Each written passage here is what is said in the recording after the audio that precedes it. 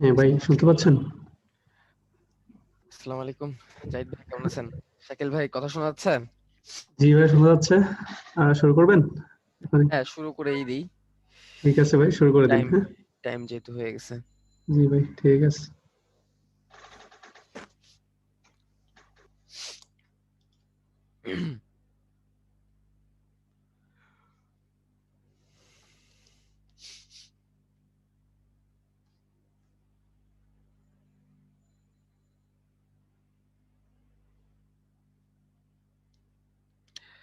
That's right. Hello and welcome back everyone.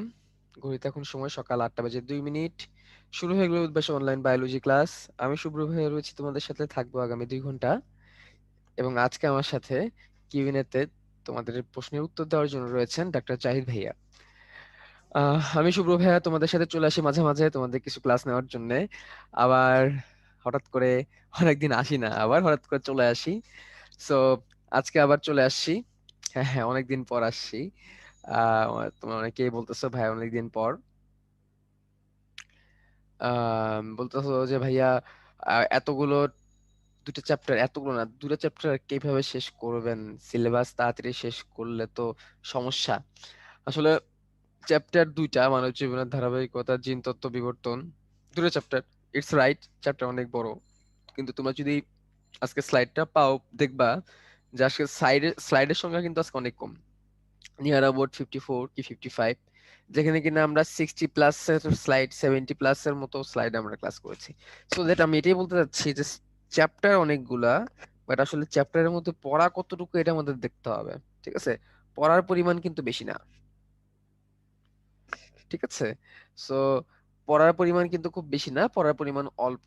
কারণ এই দুটো চ্যাপ্টার অতটা বেশি মানে আমাদের এমসিকিউতে আসে এইভাবে আমরা কিন্তু দেখিনি তেমন একটা। রিটেনের জন্য বেশ কিছু জায়গা গুরুত্বপূর্ণ, সেগুলো তোমাদেরকে বলে দেওয়া হবে।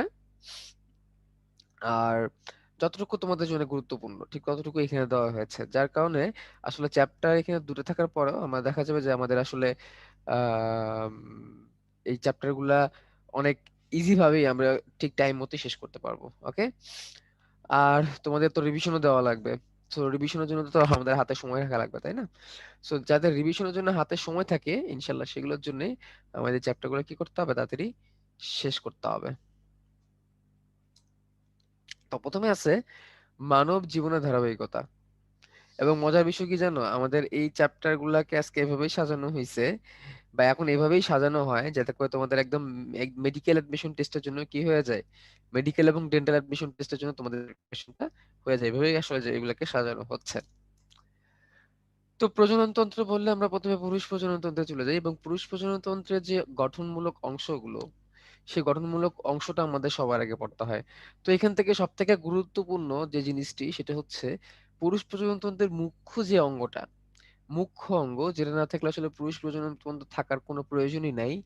যেটা না থাকলে পুরুষ প্রজনন তন্ত্র থাকার পরেও পুরুষ প্রজনন তন্ত্র তার আসল কর্ম সম্পাদন করতে পারবে না। যেটা না থাকলে পুরুষ প্রজনন তন্ত্র থাকা সত্ত্বেও সেটা তাকে একজন মানে অপুরুষ বা অক্ষম বলতে হবে, সেটা হচ্ছে শুক্রাশয়।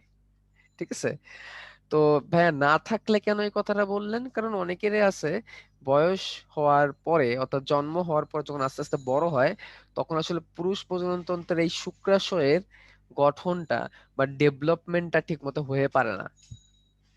ঠিক আছে, যার কারণে যেটা হয় যে সে পুরোপুরি পুরুষত্ব লাভ করে না। সো এই জন্য মুখ্য জননাঙ্গ হিসেবে আমরা কাকে দিব? শুক্রাশয়কে দিব।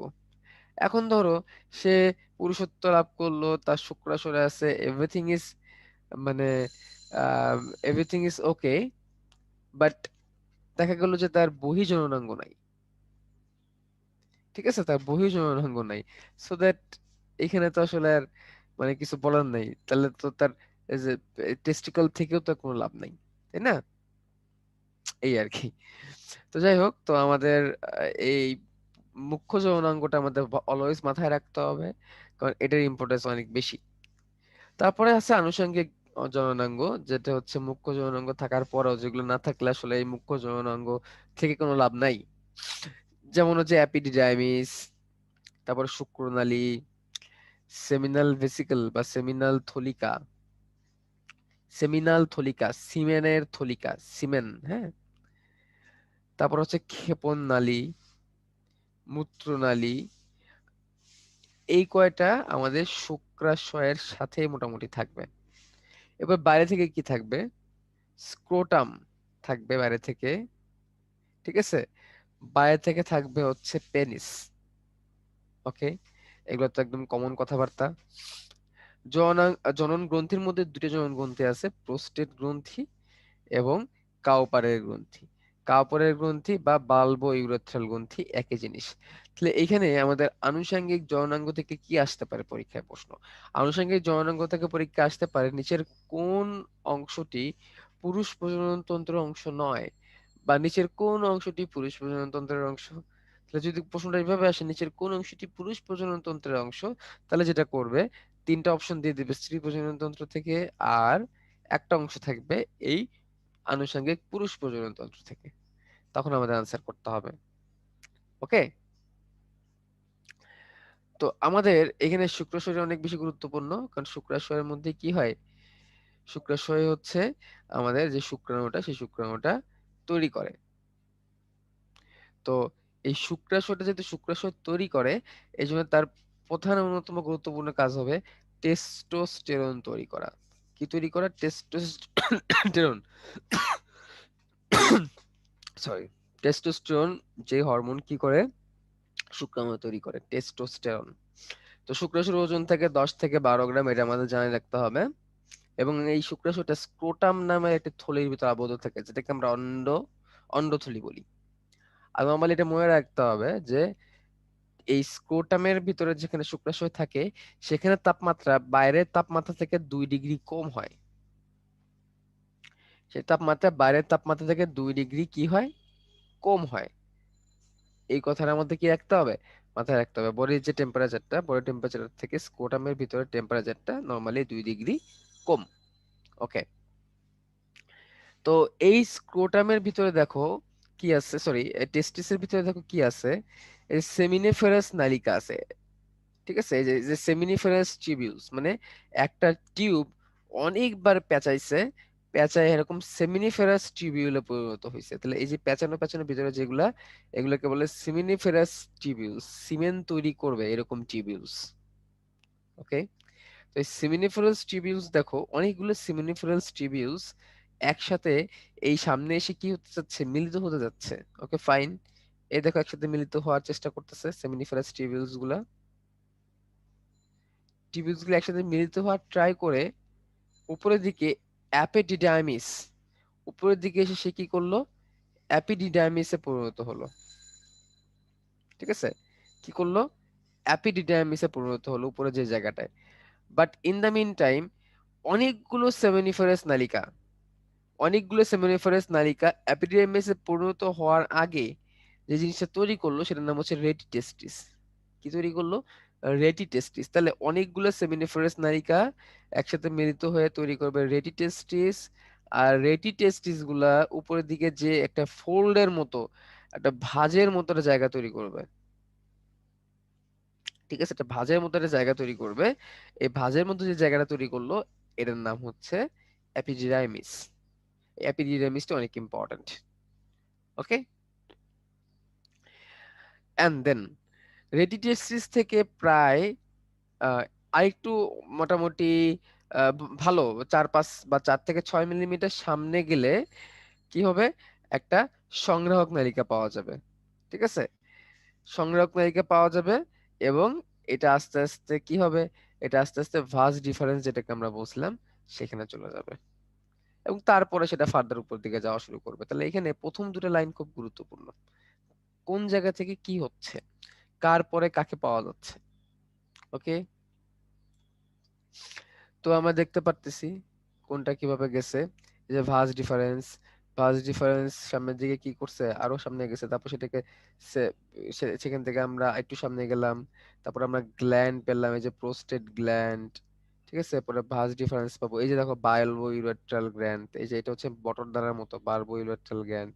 ঠিক আছে, আর উপর দিকে এই যে নাশপাতি আকৃতির প্রোস্টেট গ্ল্যান্ড, এই যে আমি দুইটা গোল্লা গোল্লা আঁকাইলাম না, আমি আবার দেখাই, এই যে নাশপাতি আকৃতির, এই যে নাশপাতি আকৃতির, এটা হচ্ছে প্রোস্টেট গ্ল্যান্ড, এটা একটাই থাকে, প্রোস্টেট গ্ল্যান্ড একটাই থাকে।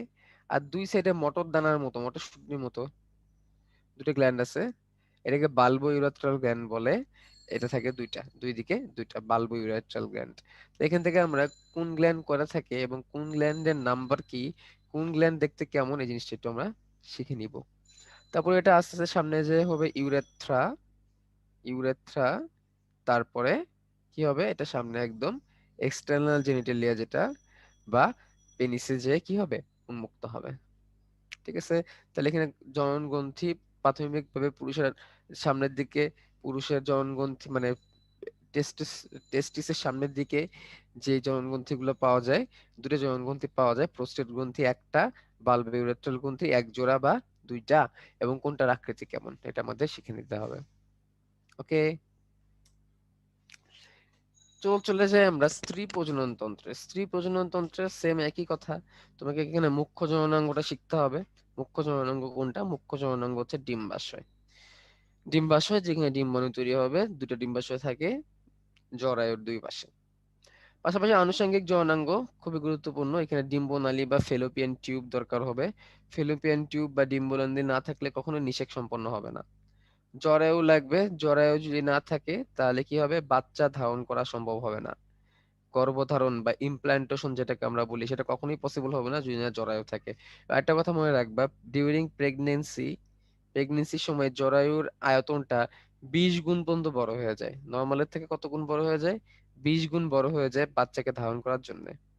তারপর আছে ভ্যাজাইনা বা যোনি, যৌন প্রজননে কি করে, মুখ্য একটা ভূমিকা ভূমিকা পালন করে। এবং এগুলো নিয়ে আমাদের পাশাপাশি কি তৈরি, বহির্জননাঙ্গ তৈরি। ওকে, তো এই সেই অবস্থা।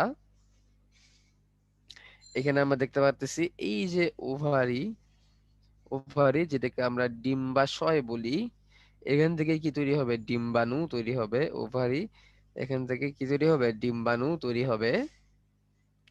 ডিম্বাণু তৈরি হওয়ার পরে এই যে দেখো ফেলোপিয়ান টিউব বা ডিম্বনালী, এই ডিম্বনালীর সামনে মাঝখানে জায়গাটা, সামনের জায়গাটা এরকম স্ফীত থাকে, এরকম স্ফীত ফানেলের মতো থাকে, এই সেই ফেলোপিয়ান টিউব। এই ফেলোপিয়ান টিউবটা সামনের দিকে যাচ্ছে, দেখছো? যে এটা যে এই যে ইউটেরাস, এই যে পুরো জায়গাটায়, পুরো জায়গাটা হচ্ছে ইউটেরাস, এই যে পুরো জায়গাটা হচ্ছে ইউটেরাস। এই যে ইউটেরাসের ভিতরে স্পেস, এই স্পেসের ভিতরেই কিন্তু বাচ্চা অবস্থান করে। ঠিক আছে, আর এই ফেলোপিয়ান টিউবের এই জায়গাটায় কি হয়, ফার্টিলাইজেশন বা নিষেক হয়। এজন্য ফেলোপিয়ান টিউবটা অনেক কি গুরুত্বপূর্ণ। ওকে, তারপরে ভ্যাজাইনা এন্ড এক্সটার্নাল জেনিটালিয়া বা বহির্যৌনাঙ্গ, এগুলো তো আমরা জানি, এখান থেকে তেমন কিছু দরকার নাই। দুই ধরনের হরমোন পাওয়া যায়, estrogen and progesterone, estrogen and progesterone. এগুলাকে আমরা কি বলি, ফিমেল সেক্স হরমোন বলে থাকি। পুরুষদের ক্ষেত্রে কোনটা ছিল, টেস্টোস্টেরন ছিল। পুরুষদের ক্ষেত্রে কোনটা ছিল, টেস্টোস্টেরন। দেন আমরা চলে যাব কোথায়, আমরা চলে যাব বয়সন্ধিকালে। বয়সন্ধিকাল, এটাকে কি বলা হয়, এটাকে সহজ ভাষায় বলতে পারি অনসেট অফ সেক্সুয়াল লাইফ। ঠিক আছে, the starting of sexual life. তো এটা পুরুষদের ক্ষেত্রে কত বছর থেকে, স্ত্রীদের ক্ষেত্রে কত বছর থেকে, বা নারীদের ক্ষেত্রে তো আমরা জানি। আচ্ছা, এখান থেকে আমাদের এই ডেফিনিশন গুলো পড়তে হবে, থেলার্চি, পিউবার্চি, মেনার্কি। ওকে, এই এই যে ডেফিনেশন গুলো আছে, এই ডেফিনেশন গুলো আমাদের কোথা থেকে আসতে পারে, এই ডেফিনেশন গুলো আমাদের আসতে পারে, আমাদের রিটেনে আসতে পারে। ওকে, এই ডেফিনেশন গুলো আমরা রিটেনের জন্য শিখে নিব। এবং এটা হচ্ছে কি, এখানে আসলে কিন্তু মেয়েদেরটাকে বোঝানো হয়েছে। ওকে, এখানে কোনটাকে বোঝানো হয়েছে, মেয়েদেরটাকে কিন্তু এখানে বোঝানো হয়েছে। আচ্ছা, তো এবার তোমাদের জন্য এখানে একটা পোল চলে আসতেছে, পুরুষদের বাল্ব ইউরেথ্রাল গ্রন্থির সংখ্যা কত? দেখি তোমরা কি রকম মনোযোগ দিয়ে শুনলা। তোমরা এবার বাল্ব ইউরেথ্রাল গ্রন্থির সংখ্যাগুলা নাম্বারটা তোমরা বলবা।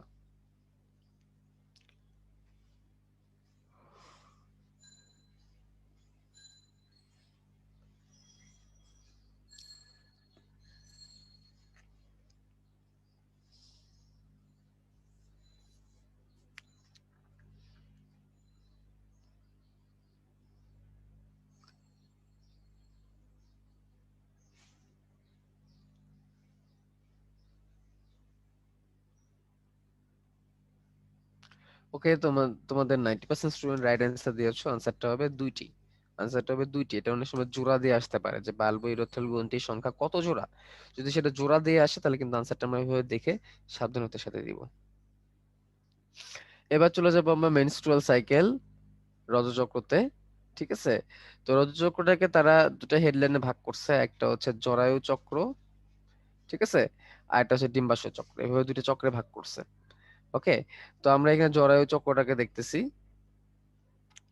আচ্ছা, একজন বলছো ডেফিনিশনটা লিখবো, লাস্ট স্লাইডটা আরেকবার। ভাই ক্লাস শেষে স্লাইড সাথে সাথে পেয়ে যাবা, ঠিক আছে, কষ্ট করে লেখার দরকার নেই, সাথে সাথে কি হয়ে যাবে, তোমরা পেয়ে যাবা।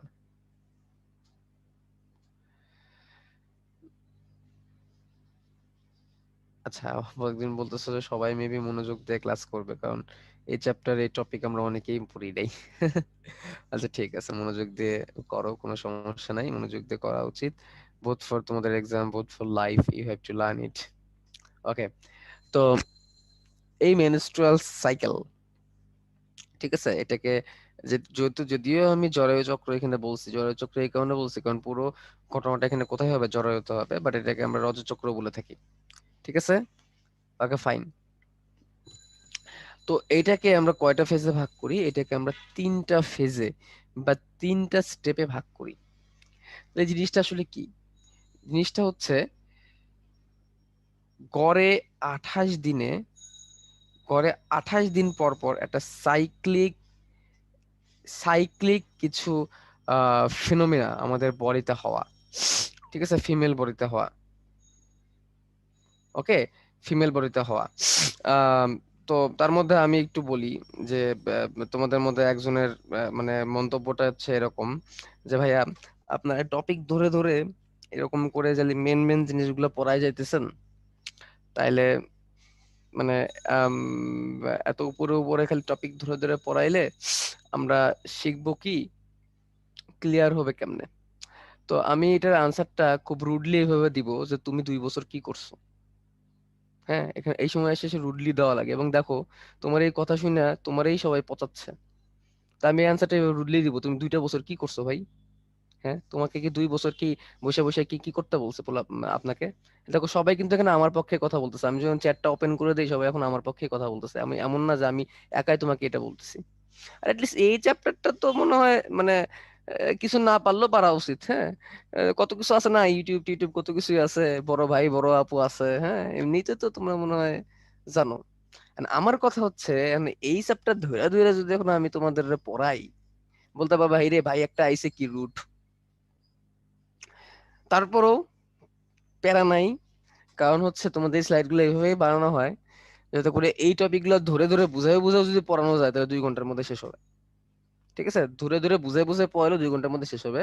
এবং তোমার অ্যাডমিশনে এইগুলোর বাইরে প্রশ্ন পাবা না, কারণ স্লাইড গুলো যখন আমি বানাই তোমাদের ডেইলি এক্সামে আসবে স্বাভাবিক, কারণ ডেইলি এক্সামে কোশ্চেন গুলো এমন ভাবে করা হয় যাতে করে তোমাদেরকে একটু বাজায় নেওয়া যায়। ঠিক আছে, তো এই স্লাইড গুলো যখন আমি বানাই, উম, তোমরা হয়তো বা জানো যে স্লাইড গুলো আমিই বানাই বেশিরভাগ ক্ষেত্রে, তারপর এডিট করে দেয় ভাইয়ারা, এখানে মন্তব্য দেয় যে এই জিনিসটা অ্যাড করো বা এই জিনিসটা বাদ দাও। তো তখন আমাদের আমার লক্ষ্য থেকে এটাই যে প্রিভিয়াস ইয়ারের যে কোশ্চেন ব্যাংকটা, সেই কোশ্চেন ব্যাংকটা নিয়ে তারপরে এই স্লাইডটা করা, এবং কি কি টাইপের প্রশ্ন আরো আসতে পারে সেগুলো দেখার জন্য কিন্তু আমাদের অন্যান্য ভাইয়ারাও আছে। সো বায়াসড হওয়ার কিছু নেই, প্যানিকড হওয়ার কিছু নাই, যেগুলো আছে এগুলো পড়বা, পাশাপাশি মেন বই থেকে মেন বইটা একটু রিডিং দিবা, আই থিংক তোমাদের সব কমপ্লিট হয়ে যাবে। তাই যেটা বলতেছিলাম, চলো চলে যাই। আচ্ছা, তো যেটা বললাম যে আফটার 20 প্রতি প্রতি মাসে 28 দিন পর পর একটা কিছু ফিজিক্যাল কিছু ফিনোমেনা বা গুরুত্বপূর্ণ ঘটনা, ফিনোমেনা মানে কি, ঘটনা ঘটতে দেখা যায়। ঠিক আছে, আফটার আফটার মেনার্কি। ঠিক আছে, মেনার্কি নিয়ে আমি বলি নাই, কারণ বলি নাই এই কারণেই, কারণ মেনার্কি মানে হচ্ছে ফার্স্ট যে মেনস্ট্রুয়াল সাইকেল বা ফার্স্ট যে রডচক্র বা ফার্স্ট যে ব্লিডিংটা হয়, এটাকে বলা হয় মেনার্কি। তো এই যে বয়সন্ধিকাল, সেই সময় থেকে কিন্তু এই গুরুত্বপূর্ণ ঘটনাগুলা শুরু হয়ে যায়। তাহলে এই বয়সন্ধিকালটা আসলে কি করতেছে, তোমাকে ম্যাচিউর করতেছে, তোমাকে প্রজননক্ষম করতেছে। তো আমাদের দেশে তো এই মেনস্ট্রুয়েশন নিয়ে, রজচক্র নিয়ে, যেটাকে বাংলায় মাসিক বলে, এটা নিয়ে তো অনেক রকমের মিথ আছে, অনেক কিছুই আছে। বাট আসলে সত্য কথা হচ্ছে এত মিথের কিছু নাই। It's good for sexual health, good for sexual health. যাদের এই সাইকেলটা অলওয়েজ খুব টাইম মতো কি করে রোটেশন করে, বুঝতে হবে যে সে কি ফিট। এবং এটুকু বুঝতে হবে যে সে কি প্রজন্ম তৈরি করার জন্য, প্রোডাকশনের জন্য, ঠিক আছে, সে একদম ফিট আছে। যদি না থাকে তখনই সমস্যা। ওকে। তো এটা শুরু হয় 12 থেকে 15 বছরে এবং চলে হচ্ছে 40 থেকে 50 বছর পর্যন্ত। এই সাইকেলের মধ্যে যাদের কোনো প্রবলেম আছে তাদেরই আসলে, তারা আসলে হেলদি না, তারা সেক্সুয়ালি কি না, হেলদি না, প্রবলেম আছে। ওকে। তাদের ক্ষেত্রে বাচ্চা ধারণ করা, বাচ্চা হওয়ার ক্ষেত্রে অনেক রকমের প্রবলেম দেখা যাবে, ঠিক টাইম মতো হবে না, হলেও ঝামেলা হবে।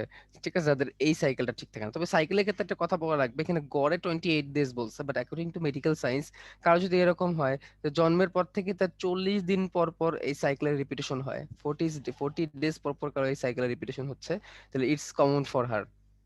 ঠিক আছে, তার জন্য এটা কমন। কারো যদি এমন হয় যে 24 ডেজ পর পর এই সাইকেলের রিপিটেশনটা হয়, তো তার জন্য এই সাইকেল 24 ডেজটাই কি common. It's nothing a matter of bother. ঠিক আছে, এখানে বোদার হওয়ার কিছু নাই। ঠিক আছে। বাট এর থেকে যদি কম বেশি হয়ে যায় তাহলে সেক্ষেত্রে একটু মাথাটা একটু ব্যথার একটু কারণ হতে পারে, সেক্ষেত্রে ডাক্তার দেখানোর প্রয়োজন পড়তে পারে। বাট এমন যদি হয় জন্মের পর থেকে সারা জীবনই একটা ফিক্স যেটা হচ্ছে, তাহলে সেটা কোনো প্রবলেম নেই। বাট প্রবলেমটা এরকম হয়ে যায় যে 25 days, 40 days, 28 days, 29 days, 60 days, 3 মাস কোনো খবর নাই। ঠিক আছে, তখন ঝামেলা। ঠিক আছে। তো নর্মালি যদি এরকমও হয় যে 27 থেকে 30 বা 31-এর মধ্যে আপ ডাউন করতেছে, 27 থেকে 31 মানে রেঞ্জটা কিন্তু খুব বেশি না, তাহলে ইটস গুড, কোনো প্রবলেম নাই। সারা জীবন তো আর ক্যালেন্ডারের পাতা সমানভাবে আটকাবে না। ঠিক আছে, সমানভাবে তো আর ক্যালেন্ডারের পাতা উল্টাবে না। তো এরকম আর কি কথাবার্তা। ওকে, এটা মাথায় রাখতে হবে। তো ইন দা মিন টাইম এখানে আসলে সবকিছু যেটা ঘটে, যে জিনিসটা ঘটে সেটা তো আসলে বাইরে থেকে দেখা যায়, বা যে জিনিসটা আসলে মানে ঘটে না, সেটা তো আসলে বাইরে থেকে দেখার সুযোগ নাই। সেটা হচ্ছে প্রত্যেকটা সাইকেলের সাথে, প্রত্যেকটা ব্লিডিং এর সাথে ধ্বংসপ্রাপ্ত অনিষিক্ত ডিম্বাণু বের হয়ে যায়। দেখো কথা আছে অনিষিক্ত ডিম্বাণু, তাহলে প্রত্যেকটা মাসেই একটা করে ডিম্বাণু তৈরি হচ্ছে, এবং সেই ডিম্বাণুটি কোনো শুক্রাণুকে না পেয়ে অনিষিক্ত থেকে যাচ্ছে। অনিষিক্ত থেকে, অনিষিক্ত থেকে তারপর কি হয়, অনিষিক্ত থাকার পরে সেটাই কিন্তু কি হয়, বের হয়ে আসে, সাথে সাথে ব্লিডিং এর সাথে সাথে সে বের হয়ে আসে। তাহলে কেন হয়? দেখো এই যে আমরা একটু আগে যে পুরো ফিমেল রিপ্রোডাক্টিভ সিস্টেমে যে স্ট্রাকচারটা দেখছি, এই স্ট্রাকচারের দিকে যদি আমরা খেয়াল করি, খেয়াল করলে এটা একটু আমাদের ক্লিয়ার হয়ে যাবে। তাহলে আমি এটাকে চলো আবার একটু মুছে দিই। ওকে। তো যেটা, যে ঘটনাটা ঘটে, এই ওভারি থেকে একটা ডিম্বাণু তৈরি হওয়া শুরু করে, ডিম্বাণু তৈরি হওয়া শুরু করে এটা আস্তে আস্তে কি হতে থাকে, বড় হতে থাকে। এটা আস্তে আস্তে কি হতে থাকে, বড় হতে থাকে। ঠিক আছে, বেসিক্যালি এটা বাইরে একটা কভারিং থাকে, বাইরে একটা কভারিং থাকে, সেই কভারিংটা তোমার এটার ভিতরে ডিম্বাণুটাকে রাখে। তো পুরো জিনিসটাকে আমরা ফলিকল বলি। কি বলি? ফলিকল। তাহলে এই ডিম্বাণুটা ফলিকলের ভিতরে থাকে। এই ধরে এটা লালটা হচ্ছে ফলিকল, এই ফলিকলের ভিতরে ধরে একটা ডিম্বাণু। তো কিছু হরমোনের প্রভাবে এই ফলিকলটা বড় হতে থাকে। কি বললাম? ফলিকল। ফলিকল তো ছিল লালটা, দাঁড়াও, ফলিকল, ফলিকল। এই ফলিকলের ভিতরে নীল যে অংশটা সেটা হচ্ছে ডিম্বাণু। ফলিকলের ভিতরে কি আছে? ডিম্বাণুটা পেঁচানো অবস্থায় আছে। তাহলে এখানে একটা হরমোন আছে, যে হরমোনের নাম হচ্ছে ফলিকল স্টিমুলেটিং হরমোন। মনে রাখবা, হরমোনটার নাম কি? Follicle stimulating hormone. তো এই ফলিকল স্টিমুলেটিং হরমোনের প্রভাবে কিন্তু এটা বড় হচ্ছে। একটা পর্যায়ে যখন পর্যাপ্ত পরিমাণ বড় হয়ে যাবে, মোটামুটি 14 দিন লাগে আর কি, মোটামুটি 14 দিন। মোটামুটি 14 দিনের মাথায় হঠাৎ করে একটা হরমোন যার নাম হচ্ছে লুটিনাইজিং হরমোন। কি নাম? Luteinising hormone. লুটিনাইজিং হরমোনটা খুব বেড়ে যাবে, খুব বেড়ে যাবে লুটিনাইজিং হরমোনটা। ঠিক আছে, লুটিনাইজিং হরমোনটা বেড়ে যাওয়ার কারণে এই ফলিকলটা ফেটে ভিতরে ডিম্বাণুটা বের হয়ে আসবে। ভিতরে ডিম্বাণুটা বের হয়ে এই জায়গায় অবস্থান নেবে, ফেলোপিয়ান টিউবে বা এই নালীতে অবস্থান নেবে। তাহলে এই যে যে ঘটনাটা ঘটলো 14 ডেজ, কত 14তম দিন, এই জিনিসটাকে বললো ডিম্বপাত। তার মানে এতক্ষণ কিন্তু ডিম্বাণুটা অবস্থান করতেছিল কিসের মধ্যে, ফলিকলের ভিতরে। 14 ডেতে লুটিনাইজিং হরমোনটা ধুম করে বেড়ে যাওয়ার কারণে হয়ে গেল কি ডিম্বপাত, এবং ডিম্বাণুটা বের হয়ে এই ফেলোপিয়ান টিউবে চলে আসলো কততম দিনে, 14 ডেতে, ওভুলেশন বলে বা ডিম্বপাত বলে। ঠিক আছে, এখানে অবস্থান নেওয়া শুরু করলো। আচ্ছা, তাহলে এই ফলিকলটা কি হলো তাহলে, ফলিকুলের ভিতরে তখন আর ডিম্বাণু নাই, ধরো বাম দিকে দেখাই তাহলে আমি এই জিনিসটাকে, তো ফলিকুলের ভিতরে এখন আর ডিম্বাণু নাই। এটা আস্তে আস্তে কি করবে জানো, এটা আস্তে আস্তে হলুদ হওয়া শুরু করবে, হলুদ টাইপের একটা গ্রন্থিতে পরিণত হওয়া শুরু করবে, যার নাম হয়ে যাবে কর্পাস লুটিয়াম। কি নাম হয়ে যাবে, কর্পাস লুটিয়াম। এরকম কর্পাস লুটিয়ামে পরিণত হবে এই জিনিসটা, কর্পাস লুটিয়াম, কর্পাস লুটিয়ামে পরিণত হয়ে যাবে সে ডিম্বাণুকে ছেড়ে দিয়ে। এবং ইন দ্য মিন টাইম যে ঘটনাটা ঘটবে, এই ভিতরে তো অন্যান্য ঘটনাগুলো চলতে থাকবে। এখন ধরো এইখানে কোনো নিষেক হইল না, ঠিক আছে, এখান থেকে কোনো নিষেক হলো না, এখান থেকে কোনো হাইমেন রাপচার্ড হলো না, ভিতর থেকে কোনো নিষেক হলো না, তারপরে ভিতরে কোনো স্পার্ম পাওয়া যায় নাই। স্পার্ম না পাওয়ার কারণে কি হবে, এই অনিষিক্ত ডিম্বাণুটা অনিষিক্ত থেকে যাবে, কিছুদিন পর সে তার কার্যকারিতা হারায় ফেলবে। এখানে আস্তে আস্তে সে তার কিছুক্ষণ পর কার্যকারিতা হারায় ফেলবে, এবং সে মোটামুটি এই ভিতরের স্তরে চলে আসবে। এখন দেখো এই যে জরায়ু, যেটাকে আমরা ইউটেরাস বলতেছি, ভিতরে যে জায়গাটা, এখানে প্রাচীর থাকে, অ্যান্ড্রোমেট্রিয়াম, মায়োমেট্রিয়াম, পেরিমেট্রিয়াম। তার ভিতরে যে জায়গাটা, এই জায়গাটার নাম হচ্ছে অ্যান্ড্রোমেট্রিয়াম। একদম ভিতরে যে জায়গাটা, এর নাম হচ্ছে অ্যান্ড্রোমেট্রিয়াম। ইন দ্য মিন টাইম আরো মোটামুটি 14 দিন যাওয়ার পরে, প্রথমে ছিল 14 দিন, তারপর হচ্ছে আরো 14 দিন, টোটালি 88 দিন হওয়ার পরে ভেতরে যতগুলো হরমোন ছিল, ফলিকল স্টিমুলেটিং হরমোন, লুটিলাইজিং হরমোন, ঠিক আছে, ইস্ট্রোজেন, প্রজেস্টেরন, সবগুলা হরমোনেরই কি হয়ে যায়, কার্যকারিতা আস্তে আস্তে কমে যায় হঠাৎ করে। কতদিনে, 28তম দিনে। এবং সবগুলো হরমোনের কার্যকারিতা কমে যাওয়ার কারণে এই যে ভিতরে যে অ্যান্ড্রোমেট্রিয়ামটা, যেটা এতদিন পুরু হয়ে গেছে, এই জায়গাটা কিন্তু আস্তে আস্তে পুরু হয়। এই জায়গাটা আস্তে আস্তে কি হয়, পুরু হয়। এখন কথা হচ্ছে অ্যান্ড্রোমেট্রিয়ামটা কেন পুরু হচ্ছে, এটা একটা গুরুত্বপূর্ণ কথা।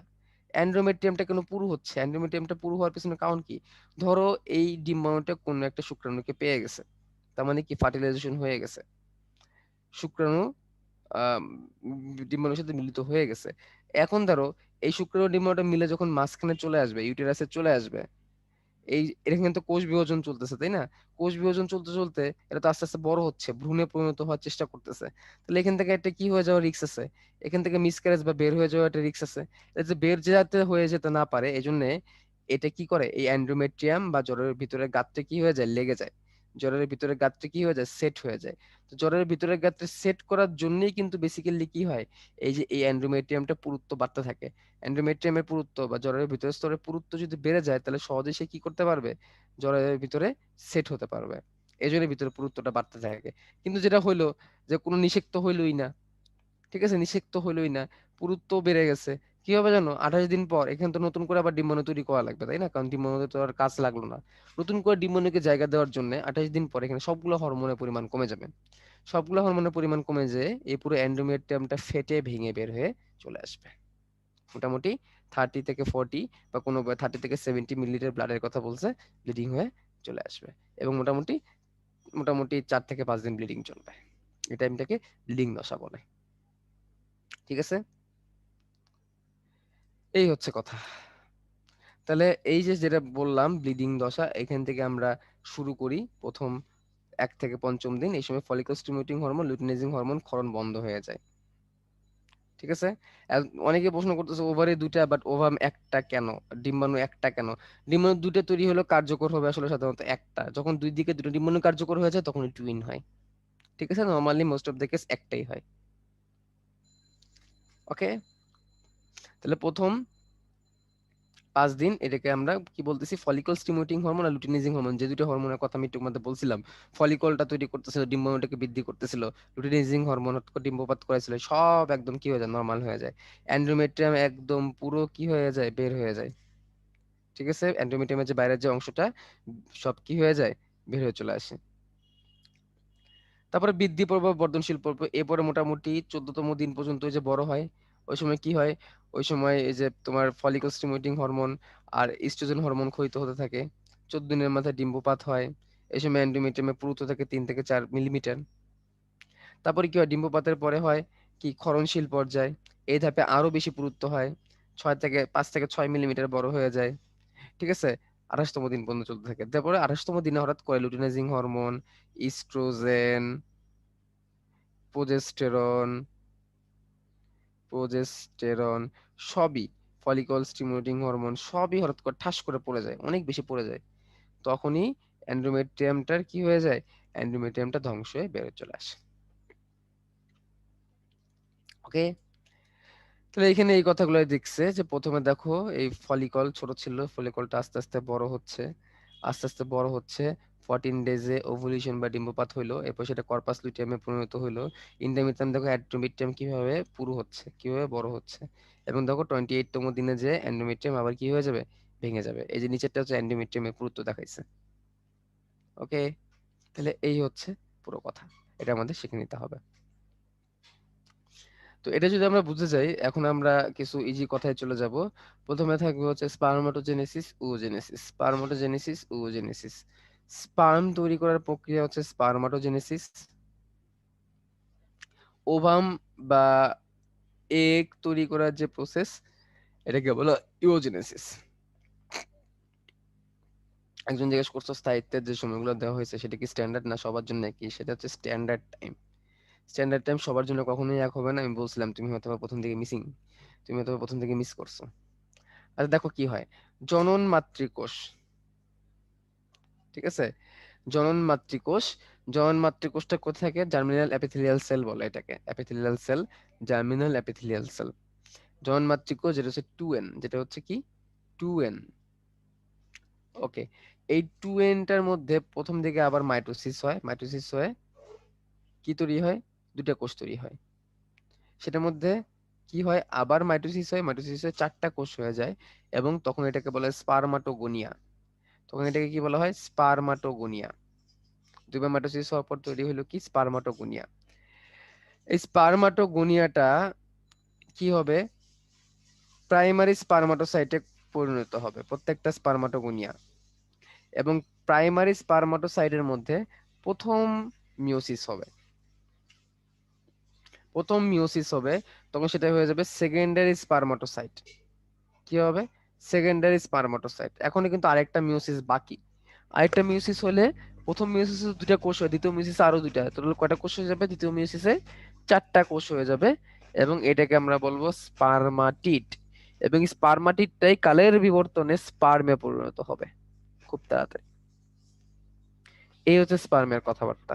শুরু হয়েছে জার্মিনাল এপিথেলিয়াল সেল, জনন মাতৃকোষ থেকে, শেষমেশ হয়ে গেল স্পারমাটিড। ওকে, তেমনি দেখো ডিম্বাশয়ের ক্ষেত্রে কি কথা, ডিম্বাণুর ক্ষেত্রে প্রথমে জনন মাতৃকোষ থাকবে 2n, সেখান থেকে কি তৈরি হবে, উওগোনিয়া তৈরি হবে। একটা মাইটোসিসের মাধ্যমে কি তৈরি, দুইবার মাইটোসিসের মাধ্যমে উওগোনিয়া তৈরি হবে। একজন জিজ্ঞেস করছে স্পার্ম কি, এবং সে একজন ছেলে। ভাই স্পার্ম মানে হচ্ছে, স্পার্ম মানে হচ্ছে, স্পার্ম মানে হচ্ছে কিছু না। তারপর দেখো উওগোনিয়া, এই উওগোনিয়া থেকে প্রাইমারি উওসাইট, প্রাইমারি ওসাইট থেকে পরে কি হয়েছে, সেকেন্ডারি ওসাইট। তো সেকেন্ডারি ওসাইট হওয়ার সময় দেখো, প্রাইমারি ওসাইট থেকে যখন সেকেন্ডারি ওসাইট হয়েছে, তখন একটা পুরোপুরি সেকেন্ডারি ওসাইট হয়েছে, আরেকটা পোলার বডি হয়ে গেছে, আরেকটা হয়ে গেছে কি পোলার বডি। ওকে, আরেকটা হয়ে গেছে কি পোলার বডি। তার মানে আগের বার দেখো প্রাইমারি স্পারমাটোসাইট থেকে দুইটা সেকেন্ডারি স্পারমাটোসাইট হয়েছিল, এবার কি হবে, প্রাইমারি উসাইট থেকে একটা সেকেন্ডারি উসাইট ঠিকই হবে, বাট আরেকটার সেকেন্ডারি উসাইট হবে না, পোলার বডি হয়ে যাবে। মানে এটার কাজ হচ্ছে ধ্বংস হয়ে যাওয়া। ঠিক আছে, আচ্ছা, একজন বলছে যারা এগুলা বোঝে না তাদের হোমিওপ্যাথি ওষুধ খাওয়া দরকার, হোমিওপ্যাথি ওষুধ খাওয়া দরকার, হায় আল্লাহ। আচ্ছা, তো দেখো এবার প্রত্যেকটার মধ্যে মিওসিস 2 হওয়ার কথা আগের মতো, সেম প্রাইমারি স্পারমাটোসাইটের মধ্যেও সেকেন্ডারি সেকেন্ডারি স্পারমাটোসাইটের মধ্যেও মিওসিস 2 হবে, হয়ে এইখানে আবার হবে কি, একটা উটিড হবে, আবার আরেকটা পোলার বডি তৈরি হয়ে যাবে। আর আগে থেকে যারা পোলার বডি তৈরি হয়ে গেছিল সে তখন আবার পোলার বডি হবে, তাহলে তিনটা পোলার বডি হয়ে যাবে। কয়টা? তিনটা পোলার বডি। আর দিন শেষে উটিড তৈরি হলো মাত্র একটা, এটাই পরবর্তীতে ওভামে পরিণত হবে বা ডিম্বাণুতে পরিণত হবে। হ্যাঁ, ভাগ্যিস এটার এখন আর এগ বলি নেই। এগ বললে বলতা ভাই এই ডিমকে কি ভেজে করে খাওয়া যায়, বা এগ কি জিনিস ভাই, ওভাম কি জিনিস, এরকমও বলতো অনেকে। ওকে, তো এখানে কি আছে, তিনটা পোলার বডি হয়ে গেল, এবং তিনটা পোলার বডি কি হয়ে যাবে, নষ্ট হয়ে যাবে। ওকে, তিনটা পোলার বডি কি হয়ে যাবে, নষ্ট হয়ে যাবে। আরে বেটা, আমি লজ্জার ঠেলায় স্পার্মের মিনিং বলি নাই, আমি আবেগের ঠেলায় স্পার্মিং মিনিং আর বলতে পারি নাই। আমার আবেগের ঠেলায় মানে, মানে আমার কষ্ট লাগতেছে বা বুঝতেছি না আসলে এটার মিনিং আসলে লিখেই তো দিছে বেটা, এই যে লিখেই দিছি এটার মিনিং কি। ওকে, মানে আমি বলার ভাষা হারাই ফেলছি, আমি যেটা মিনিংটা বলবো এই আগ্রহ হারাই ফেলছি বা ভাষা হারাই ফেলছি। ঠিক আছে, ভাষা হারাই ফেলছি পুরোপুরি আমি। স্পার্মের মিনিং তুমি জানো না, নাও জানতে পারো, না জানাটাও অস্বাভাবিক না, বাট মানতে পারতেছি না বলে, মানে আমি আসলে কিছু বলতে চাইতেছি না, মানে আমি বলার ভাষা হারাই ফেলছি। ঠিক আছে, জাস্ট জাস্ট যদি আমি চ্যাটটা যদি পাবলিক করে দিতাম, বেচারা দুঃখের ঠেলায় আর টিকতেই পারতো না। থাক। ওকে, এবার আমরা শুক্রাণু আর ডিম্বাণুর গঠনটা দেখি। ওই যে স্পার্মাটিড থেকে তো স্পার্ম তৈরি হবে বা শুক্রাণু তৈরি হবে, যে বলে দিলাম নাও স্পার্মের মিনিং কি। আর ওভাম থেকে হচ্ছে ডিম্বাণু তৈরি হবে। এই শুক্রাণু আর ডিম্বাণু, এই শুক্রাণু আর ডিম্বাণুর গঠনটা, শুক্রাণু আর ডিম্বাণুর গঠনটা তোমরা দেখতেছো, হ্যাঁ। এই যে মাথাওয়ালা লেজওয়ালা, লেজ বিশিষ্ট, লেজ বিশিষ্ট শুক্রাণু, ঠিক আছে, লেজ বিশিষ্ট মানে তো বুঝতেছো। তো এই যে শুক্রাণুর মাথার দিকে আছে নিউক্লিয়াস, এবং এর 90% দেহই হচ্ছে নিউক্লিয়াস, এটা মাথায় রাখবা। এর দেহের 90% অংশটাই নিউক্লিয়াস। এই দেখো মাথার দিকে আছে অ্যাক্রোজোম। এই অ্যাক্রোজোমটা হচ্ছে টুপির মতো, এখান থেকে হায়ালুরোনিডেস এনজাইম খন করে ডিম্বাশয়ের ভিতরে ধাক্কা দিয়ে ভিতরে প্রবেশ করে। তাহলে এই যে অ্যাক্রোজোম, এটা টুপির মতো, এটা গোলজি বস্তু তৈরি করে। এটা কে তৈরি করে? গোলজি বস্তু। এটা কোষের গোলজি বস্তু এই এই অ্যাক্রোজোমটা তৈরি করে। এবং এই অ্যাক্রোজোম থেকে হায়ালুরোনিডেস এনজাইম আসে, যেটা আবার তৈরি করে লাইসোজোম।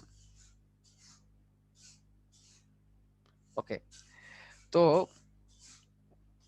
এর দেখো গ্রীবা বা মধ্যকোণ নামে একটা অংশ আছে। এখানে কি আছে? মাইটোকন্ড্রিয়া শক্তি উৎপাদন করার জন্য। মাইটোকন্ড্রিয়া ছাড়া তোরা নড়াচড়া করতেই পারবে না। ঠিক আছে, এবং এই দেখো সেন্ট্রিওল, এই যে একটা সেন্ট্রিওল এবং এই যে একটা সেন্ট্রিওল। তাহলে ডিম্বাণুতে কি, শুক্রাণুতে কি থাকে? সেন্ট্রিওল থাকে। শুক্রাণু গ্রীবা অঞ্চলে কি থাকে? সেন্ট্রিওলও থাকে। নিচের দিকে আছে লেজ, ঠিক আছে, নিচের দিকে আছে লেজ, দেখতে পারতেছি আমরা, এই যে লেজ, শুক্রাণুর লেজ। এবং এই লেজের নিচে একটু ফ্লাজেলার মতো অংশ থাকে। এই লেজটা নড়াচড়ার মাধ্যমে এরা চলাচল করে। তাহলে এই হচ্ছে শুক্রাণু গঠন। চিত্র শিখবা পরীক্ষা আসতে পারে। ডিম্বাণুর গঠন, অনেকেই দেখে বলতেছো এটা কি করোনা নাকি? ডিম্বাণু কি তাহলে করোনার মতো দেখতে? করোনা কোথা থেকে চলে আসলো ভাই? এটা করোনা না, এটা ডিম্বাণু। যারা যারা এটা করোনা মনে করতেছো তাদের চোখের ডাক্তার দেখানো উচিত ভাই, চোখের ডাক্তার দেখাও ভাই। তবে হ্যাঁ, মিল আছে অনেকটা, কারণ হচ্ছে করোনার মতো এদের বাইরেও দেখো কাটা কাটা কাটা কাটা কাটা কাটা আছে, হ্যাঁ, কাটা কাটা কাটা কাটা আছে। তো এদের বাইরে দুটা স্তর, করোনা রেডিয়াটা, জোনা পেলুসিডা। এটা হচ্ছে ডিম্বাণুর আবরণ, এই আবরণটা আমাদের একটু শিখতে হবে। ঠিক আছে, করোনা রেডিয়াটা আর হচ্ছে জোনা পেলুসিডা। তো যে এই করোনা দেখে তোমরা বলতেছো যে করোনা চলে আসছে, তাহলে করোনা রেডিওটা, ঠিক আছে, করোনা রেডিয়াটা, এই করোনা দেখে বলছিল তাই না? এটা হচ্ছে করোনা প্রো। দেখছো, ডিম্বাণু তাইলে, ডিম্বাণু করোনার থেকেও বিপাক বড় লেভেলের। ঠিক আছে, বিভাগ বড় লেভেলের জিনিস। তাহলে এর ভিতরে সাইটোপ্লাজম আছে, এর ভিতরে নিউক্লিয়াস আছে। তাহলে করোনা রেডিওটা, করোনা রেডিওটা। ওকে,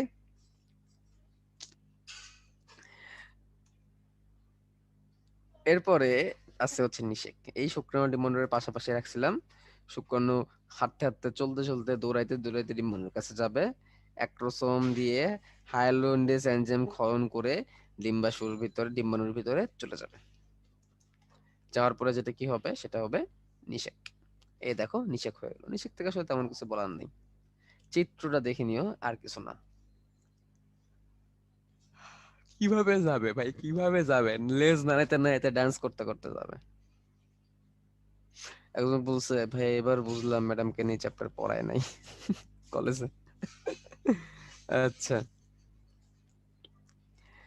তো ডিম, শুক্রাণু ডিম্বাণু মিলিত হওয়ার পরে হয়ে যাবে জাইগট। এই সেই প্রথম জাইগোট। এবার শুরু হবে ক্লিভেজ। ক্লিভেজ মানে বিভাজন। হইতে হইতে 8 কোষ 16 কোষে পরিণত হবে, একটা কোষের পিণ্ডে পরিণত হবে, এটাকে বলা হবে মরুলা। যখন একটা কোষের পিণ্ডে পরিণত হয়ে যাবে তখন সেটাকে বলা হবে মরুলা। মরুলার পর দেখো ভিতরে দেখে মনে হয়েছে কি ব্লাস্ট হয়ে ভিতরে একটা ফাঁকা তৈরি হয়ে গেছে, তো ব্লাস্ট করা থেকে এটাকে মনে রাখবা ব্লাস্টুলা। ঠিক আছে। তারপর দেখো আরেকটা গহ্বরের মতো একটা স্তরের মতো তৈরি হবে, তখন এটাকে বলা হবে গ্যাস্ট্রুলা। এই স্তরটা ভিতর দিকে ভাঁজ হয়ে যাবে গ্যাস্ট্রিক গ্যাস্ট্রিক তৈরি করার জন্য, গ্যাস্ট্রিক গহ্বর তৈরি করার জন্য, বা আমাদের যে পাকস্থলী পরিপাকতন্ত্র তৈরি করার জন্য। তো এইভাবে চলতে থাকবে, এবং এইভাবে এটা আস্তে আস্তে পরবর্তীতে গ্যাস্ট্রুলা থেকে ভ্রূণে পরিণত হবে। তাহলে এই যে স্টাডি, এগুলোকে বলা হয় এমব্রায়োলজি বা ভ্রূণবিদ্যা। এগুলোকে বলা হয় এমব্রায়োলজি বা ভ্রূণবিদ্যা। ঠিক আছে। তো এভাবে এমব্রায়ো বা ভ্রূণ তৈরি হওয়ার প্রক্রিয়াকে এমব্রায়োজেনেসিসও বলা হয়। আস্তে আস্তে পরে কি হবে, অর্গানোজেনেসিস হবে বা অর্গান তৈরি হবে। এই ভ্রূণ থেকে আস্তে আস্তে কি তৈরি হবে, অর্গান বা অঙ্গ তৈরি হবে, তখন সেটাকে অর্গানোজেনেসিস বা অঙ্গাণু তৈরিও বলা হয়ে থাকে। ঠিক আছে।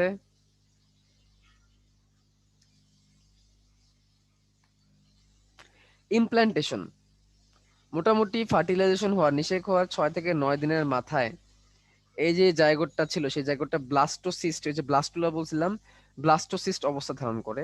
ব্লাস্টোসিস্ট অবস্থায় সে ছুটতে ছুটতে ছুটতে ছুটতে, এই যে দেখো বলছিলাম না, যদি ফার্টিলাইজেশন হয়ে যায় তাহলে সে জ্বরের ভিতরে ঢুকে যাওয়ার ট্রাই করবে, এবং সে জ্বরের ভিতরে গেঁথে যায়। এই দেখো জ্বরের ভিতরে গেঁথে গেছে, দেখছো? এই যে গেঁথে গেছে, যাতে করে সে আর বের হয়ে যেতে না পারে। এটাকে বলে ইমপ্ল্যান্টেশন বা গর্ভধারণ। ঠিক আছে। একটা ব্লাস্টোসিস্টে মোটামুটি 100টার মতো কোষ থাকে। ওই যে বারবার বিভাজন হচ্ছিল, বিভাজন হতে হতে যখন 100টা কোষের মতো হয়ে যায় তখন সেটাকে ব্লাস্টোসিস্ট বলে। এবং তখন টাইম কত থাকে, 6 থেকে 9 দিন। এবং এই 6 থেকে 9 দিনের মাথায় সে কি হয়ে যায়, অ্যান্ড্রোমেট্রিয়ামের গায়ে গেঁথে যায়, অ্যান্ড্রোমেট্রিয়ামের গায়ে ঢুকে যায়, যার করে আর বের হয়ে যেতে না পারে। এটাকে বলা হয় ইমপ্লান্টেশন। ওকে। আস্তে আস্তে 12 সপ্তাহ হয়ে যাবে। 12 সপ্তাহ হওয়ার পরে সেটা, ভিতরে যে ফিটাসটা ছিল, ভিতরে যে অংশটা, এটাকে আমরা ফিটাস বলি, এই ফিটাসটা আস্তে আস্তে কিসে পরিণত হয়ে যাবে, ফিটাসটা ফিটাসটা পরিণত হবে না, বরঞ্চ ফিটাসটা প্লাসেন্টা তৈরি করবে বা অমরা তৈরি করবে। অমরা বা প্লাসেন্টা। তো এই অমরা বা প্লাসেন্টা এটা ওই যে ফিটাসের দেহ এবং মায়ের এন্ডোমেট্রিয়াম দুটো মিলে কিন্তু তৈরি হবে। ফিটাসের অংশ এবং মায়ের এন্ডোমেট্রিয়াম দুটো মিলে একটা কমন একটা অঙ্গ তৈরি করবে, যার নাম হবে প্লাসেন্টা, এবং এটা আম্বিলিক্যাল কর্ড দিয়ে বাচ্চার সাথে লাগানো থাকবে, নারী যেটাকে বলে নারী। এবং এর ফলে লাভ কি, এর ফলে লাভ হচ্ছে ভ্রূণকে জরায়ুর সাথে স্থাপন করবে, টিকিয়ে রাখবে, ভ্রূণকে পুষ্টি দিবে, ফিটাসের শ্বসনে হেল্প করবে, কারণ তার রেসপিরেশনের জন্য লাংস তো পুরোপুরি ডেভেলপ হয়ে এখনো পারে নাই। রেচনে হেল্প করবে, অর্থাৎ বাচ্চার শরীরে যে রেচন পদার্থগুলোকে নিয়ে নিবে। মায়ের শরীরের অ্যান্টিবডি গুলা বাচ্চার শরীরে চলে যাবে এবং বাচ্চা অনাক্রম বা ইমিউন হবে। তারপরে কি জীবাণু বহনও করতে পারে, মায়ের শরীরে যদি সিফিলিস বা হাম বা এইচআইভি জীবাণু থাকে তাহলে সেগুলো বাচ্চার শরীরে চলেও যেতে পারে। এই ঘটনাগুলো ঘটবে। তাহলে নিচে আমরা দেখে নিব যে মাতা থেকে ফিটাসের শরীরে কি যাবে, ফিটাস থেকে মায়ের শরীরে কি যাবে। তো দেখা যাবে যে এখানে মায়ের শরীর থেকে ফিটাসের দেহে সাধারণত যত রকমের পুষ্টিকর উপাদান আছে এইগুলাই যাবে, বাচ্চা এভাবে পুষ্টি পাবে। পাশাপাশি কিছু ভাইরাসও চলে যেতে পারে। আর ফিটাস মাকে সবসময় শুধু নেগেটিভ জিনিসগুলাই দিবে, কার্বন ডাইঅক্সাইড দিবে, ইউরিয়া দিবে, বর্জ্য পদার্থগুলা দিবে। এবং এই প্লাসেন্টা বা অমরাটা বাচ্চার জন্য একাধারে কিডনি ফুসফুস একসাথে কাজ করবে। বাচ্চার শরীরের রেচন পদার্থগুলো এই অমলাদের স্থানান্তরিত হবে, বাচ্চার শরীরের কার্বন ডাই অক্সাইড অমলাদের স্থানান্তরিত হবে।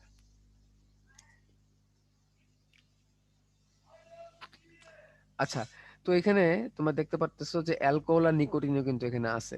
তো কোনো মা যদি মানে অ্যালকোহলিক হয়, ঠিক আছে, নিকোটিন বা স্মোকার হয়, তখন এটার এফেক্ট কিন্তু বাচ্চার উপরেও পড়বে। এরপর দেখো তিনটা ভ্রূণের স্তর আছে, অ্যাক্টোডাম, মেসোডাম, অ্যান্ডোডাম। এগুলো তোমরা অনেক কিছু পড়ছো, হাইড্রা অধ্যায় এই অ্যাক্টোডাম আর অ্যান্ডোডাম পড়ছো তোমরা। তো এই প্রত্যেকটা অংশ, ভ্রূণের তিনটা অংশ থেকে আস্তে আস্তে বিভিন্ন অঙ্গ তৈরি হবে, যেটাকে আমরা অর্গানোজেনেসিস বলছিলাম। কি বলছিলাম? অর্গানোজেনেসিস। তো এই অর্গানোজেনেসিস হওয়ার সময়, অঙ্গাণু তৈরি হওয়ার সময় বা অঙ্গ তৈরি হওয়ার সময় এক একটা ভ্রূণ স্তর থেকে এক এক রকমের অঙ্গ তৈরি হবে, এবং সেই অঙ্গটা অন্য কোনো স্তর তৈরি করবে না। তাহলে এই স্লাইডটা 100% ইম্পর্টেন্ট, এখানে আমার বলার কিছু নাই। এই স্লাইডটা পুরোপুরি পড়তে হবে। এই পুরো চ্যাপ্টারের মধ্যে সব থেকে ইম্পর্টেন্ট যে জিনিসটা রয়েছে এটা, কোন ভ্রূণ স্তরের পরিণতি কি। যদি এই চ্যাপ্টারে ভালো নাম্বার পেতে চাও, তাহলে এই ভ্রূণ স্তরের এই পরিণতিগুলো তোমরা ভালো করে শিখে নাও। অনেক কঠিন জিনিস আমি জানি, একদিনে মুখস্থ করার কোনো দরকার নাই। বারবার পড়ে পড়ে কিছুদিনে মনে রাখো, একদিনে মনে রাখার কোনো প্রয়োজন নাই। ঠিক আছে, বাট এটা লাগবে। কন্ট্রাসেপশন মেথড, গর্ভনিরোধক পদ্ধতি, অনেকগুলা পদ্ধতি আছে, তোমরা এগুলা জানো। ঠিক আছে, তো প্রত্যেকটা পদ্ধতির নাম তোমরা জাস্ট একটু দেখে নাও, এগুলো থেকে কোনো প্রশ্ন আসবে না। কোথায় দিছি বুঝছো? না দিলে তোমরা বলবা যে ভাই দিল না, দিল না, দিল না, কেন দিল না, কেন দিল না। দিয়ে দিলাম, নাও দেখে নাও, প্রাণ ভরে দেখে নাও। ঠিক আছে, প্রাণ ভরে দেখে নাও, বাট এখান থেকে কোনো প্রশ্ন আসবে না ইনশাল্লাহ। যদি এসেও পরে ঢাকা ভার্সিটি রিটার্ন, আমি জানি তোমাদের কোনো আইডিয়া ছাড়াও তোমরা লিখে দিয়ে আসতে পারবা। ঠিক আছে, তবে স্থায়ী পদ্ধতিটা খুবই গুরুত্বপূর্ণ। স্থায়ী পদ্ধতির মধ্যে আছে ভ্যাজিকটমি আর টিউবেকটমি। ঠিক আছে, তো এটা খুবই গুরুত্বপূর্ণ। ভ্যাজিকটমি হয় পুরুষদের জন্য, আর টিউবেকটমি হয়, যেটাকে লাইগেশন বলে, এটা হচ্ছে স্ত্রীদের জন্য। ঠিক আছে, পার্মানেন্ট মেথড, আর ধরো বাচ্চা নিতে চায় না সেক্ষেত্রে। ঠিক আছে, তো ভ্যাসেকটমির ক্ষেত্রে দেখো কি করতেছে, এই দেখো কেটে ফেলতেছে, শুক্রনালী কেটে ফেলতেছে। অনেকে দেখে ভয় পাবা, আল্লাহ গো। ঠিক আছে, কেটে বেঁধে দেয়। ঠিক আছে, আর টিউবেকটমিতে দেখো কি করছে, বা লাইগেশনের ক্ষেত্রে কি করছে, ওই যে ফেলোপিয়ান টিউব কেটে ফেলছে, কেটে এরকম বেঁধে দিছে, কাইটা বাইধে দেয়। বুঝছো? যার কারণে আর ডিম্বাণু তার জায়গা মতো আসতে পারবে না, শুক্রাণু আর জায়গা মতো আসতে পারবে না, শেষ, বন্ধা, বন্ধা হয়ে গেছে। এতে ক্ষতি কি? ক্ষতি কি আর, এতে ক্ষতি কি আর? বাচ্চা হইতে পারবে না, এই তো, আর কিছু না। তাছাড়া বাকি যা যা আছে সবই কিন্তু নর্মালি থাকে, যা যা স্টিমুলেশন, যা যা কিছু, যা নর্মালি ফিজিওলজিক্যাল যত কিছু আছে সবকিছু নর্মালি থাকে। বাট শুক্রাণু আর ডিম্বাণুটা জায়গা মতো আর আসতে পারে না। জায়গা মতো আসতে না পারলে কি হয়? শুক্রাণু ডিম্বাণু থাকে না, শুক্রাণু ডিম্বাণু না থাকে, তোর কোনো লাভ নেই, তাই না? সবকিছু ঠিকই আছে, কিন্তু কোনো শুক্রাণু আর ডিম্বাণু থাকবে না। ওকে, আইভিএফ, যাদের বাচ্চা হচ্ছে না তাদের জন্য এই টেস্ট টিউব বেবির প্রসেস। তো এখান থেকে তেমন ডিটেলসে কিছু দরকার নাই। এই পুরো প্রক্রিয়াটাকে আইভিএফ বলে, বা ইন ভিট্রো ফার্টিলাইজেশন বলে। ফার্টিলাইজেশন মানে হচ্ছে নিষেক, ইন ভিট্রো মানে কাচের ভিতরে, ভিট্রো মানে কাচ, কাচের পাত্রের ভিতরে কি হয়, নিষেক করানো হয়। কোনো মা যদি ঠিক মতো নিষেক করাতে না পারে, সেক্ষেত্রে ইন ভিট্রো ফার্টিলাইজেশন করতে হয়। প্রথম ইন ভিট্রো ফার্টিলাইজেশনের মাধ্যমে যে বেবিটা তৈরি হয়েছিল তার নাম হচ্ছে লুইস ব্রাউন। কি নাম? Louise Brown. এটা এখান থেকে কিন্তু মেডিকেলেও প্রশ্ন আসছে, প্রথম টেস্ট টিউব বেবির নাম কি?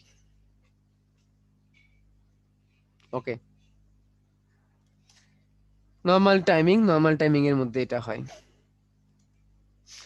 ভ্রূণের বৃদ্ধির সময় সমস্যা, ধরো ভ্রূণ তৈরি হয়ে গেল, সবকিছু ঠিকঠাকই ছিল, তারপরেও ধরো বাচ্চাটা ঠিকভাবে জন্ম লাভ করতে পারলো না, তাহলে এটা বুঝতে হবে ভ্রূণের কোনো সমস্যা ছিল, ভ্রূণের বৃদ্ধিজনিত কোনো সমস্যা ছিল। তো বৃদ্ধিজনিত সমস্যা জিনগত সমস্যা হইতে পারে, টেরাটোজেন জনিত সমস্যা হইতে পারে। জিনগত সমস্যাগুলো দেখো, আমাদের অটোজোমাল ব্যাধি, যে 22 জোড়া যে অটোজোম আছে, এই অটোজোমের মধ্যে যদি কোনো প্রবলেম হয়, এটাকে অটোজোমাল ব্যাধি বলে। ঠিক আছে, আর আরেকটা হচ্ছে কি এক্স লিঙ্ক ব্যাধি, এক্স ক্রোমোজোম যখন প্রবলেম হয়, এটাকে সেক্স লিঙ্ক ডিসঅর্ডার বলা হয়। তারপর দেখো আছে ট্রাইসোমি। ট্রাইসোমিটা হচ্ছে কোনো একটা ক্রোমোজোমের ট্রিপল সেট হয়ে যাওয়া, তখন সেটাকে ট্রাইসোমি বলে। তিনটাই ঝামেলা। টেরাটোজেন জনিত সমস্যা, টেরাটোজেন জনিত সমস্যা মানে কি, যে সমস্যাটা মায়ের ছিল, মায়ের কোনো রোগ, বা মায়ের কোনো বদভ্যাস, মায়ের কোনো ওই যে ড্রাগ এডিকশন, এগুলো যখন বাচ্চার উপর পড়ে, ঠিক আছে, তখন সেটাকে বলে টেরাটোজেন জনিত সমস্যা। মায়ের যদি রুবেলা বা জার্মান হাম থাকে, বাচ্চারও হতে পারে, এইচআইভি থাকলেও হয়ে যাবে। দীর্ঘকালীন যদি কোনো একটা অসুস্থতা থাকে, সে দীর্ঘকালীন অসুস্থতা মায়ের, সে দীর্ঘকালীন উপস্থিত অসুস্থতা বাচ্চার উপর এফেক্ট করবে। ঠিক আছে, এগুলো আমরা পড়ে দিব। ওকে, এই হচ্ছে কথা। এবার আমরা আসি এসটিডি তে। তো এই এসটিডি তে আমরা কি কি দেখতেছি? এসটিডি তে আমরা তিনটা ডিজিজ দেখতেছি। এই সিরিজে আমরা 3টা ডিজিজ দেখতেছি। 3টা ডিজিজ আমাদের বইয়ের মধ্যে বেসিক্যালি আছে। কয়টা ডিজিজ আছে? 3টা ডিজিজই আছে। ওকে, তো তোমরা এখানে বলতে পারবা কোন দুইটা কোনটা ভাইরাস জনিত, কোনটা ব্যাকটেরিয়া জনিত, এটা কি তোমরা বলতে পারবা? এখানে সিফিলিস আর গনোরিয়া দেখতেছি, এইডস দেখতেছি, এই 3টার মধ্যে কোনটা ভাইরাস আর কোনটা ব্যাকটেরিয়া? এটা একটা গুরুত্বপূর্ণ কোশ্চেন। ঠিক আছে, আচ্ছা, ধরতে পারছো এইচআইভি এটাই হচ্ছে শুধুমাত্র ভাইরাস জনিত, নামের মধ্যে ভাইরাস আছে, এইডস, আর উপরের দুটো যেটা এটা হচ্ছে ব্যাকটেরিয়া। উপরের দুটো কি? ব্যাকটেরিয়া। সিফিলিস আর গনোরিয়া এই দুটো হচ্ছে ব্যাকটেরিয়া। এখান থেকে এই জিনিসটা জানা খুবই দরকার। পাশাপাশি তোমাদের যেটা জানতে হবে সেটা হচ্ছে এখানে বৈজ্ঞানিক নামগুলা তোমাদের বইয়ে আছে, এই 3টা, এবং 3টা বৈজ্ঞানিক নাম এটা শিখে নাও। আচ্ছা, এখন এমসিকিউতে এইগুলোর বাইরে আসলে তেমন কোনো প্রশ্ন আসে নাই। এমসিকিউতে এগুলোর বাইরে তেমন কোনো প্রশ্ন আসে নাই, যেহেতু রিটেন আছে, সো এগুলো তোমরা একটু কি করতে পারো, এগুলো লক্ষণ আর প্রতিকারটা তোমরা একটু পড়ে নিতে পারো। কি পড়তে পারো? লক্ষণ আর প্রতিকার ফর রিটেন। এমসিকিউতে আসবে না, এমসিকিউতে আসে না। এমসিকিউতে বড়জোর এই সাইন্টিফিক নেম গুলো আসছে, কোনটা ব্যাকটেরিয়া জনিত আর কোনটা ভাইরাস জনিত, এই জিনিসটাই আছে, তাছাড়া তেমন কিছু আসে নাই। ঠিক আছে, বাট আমরা প্রতিকার, লক্ষণ, এগুলা প্রতিরোধ গুলো আমরা কি করে ফেলবো? পড়ে নিব। তো কিছু এসটিডির নাম, আরো কিছু এসটিডির নাম তোমাদের দেওয়া আছে, এটা এটাও তোমরা চাইলে পড়ে নিতে পারো, এটা তোমাদের অপশনাল, এটা চাইলে তোমরা পড়তে পারো। এসটিডি যে তোমাদের ওই 3টাই আছে এমন না, সাথে সাথে আরো কিছু এসটিডি আছে, সে সেগুলো তোমরা কি করে নিতে পারো? দেখে নিতে পারো। ঠিক আছে, বাট তোমরা যদি গাজী আজমল স্যারের বই ফলো করো তাহলে তোমাদের এই 3টা পড়লেই চলবে। অন্যান্য রাইটারের বই অনেকগুলো আছে, সেগুলো সবগুলোকে এখানে একসাথে করে দেওয়া হয়েছে। ওকে, এবার তোমাদের জন্য পোল, প্রথম টেস্ট টিউব বেবিটার নাম কি?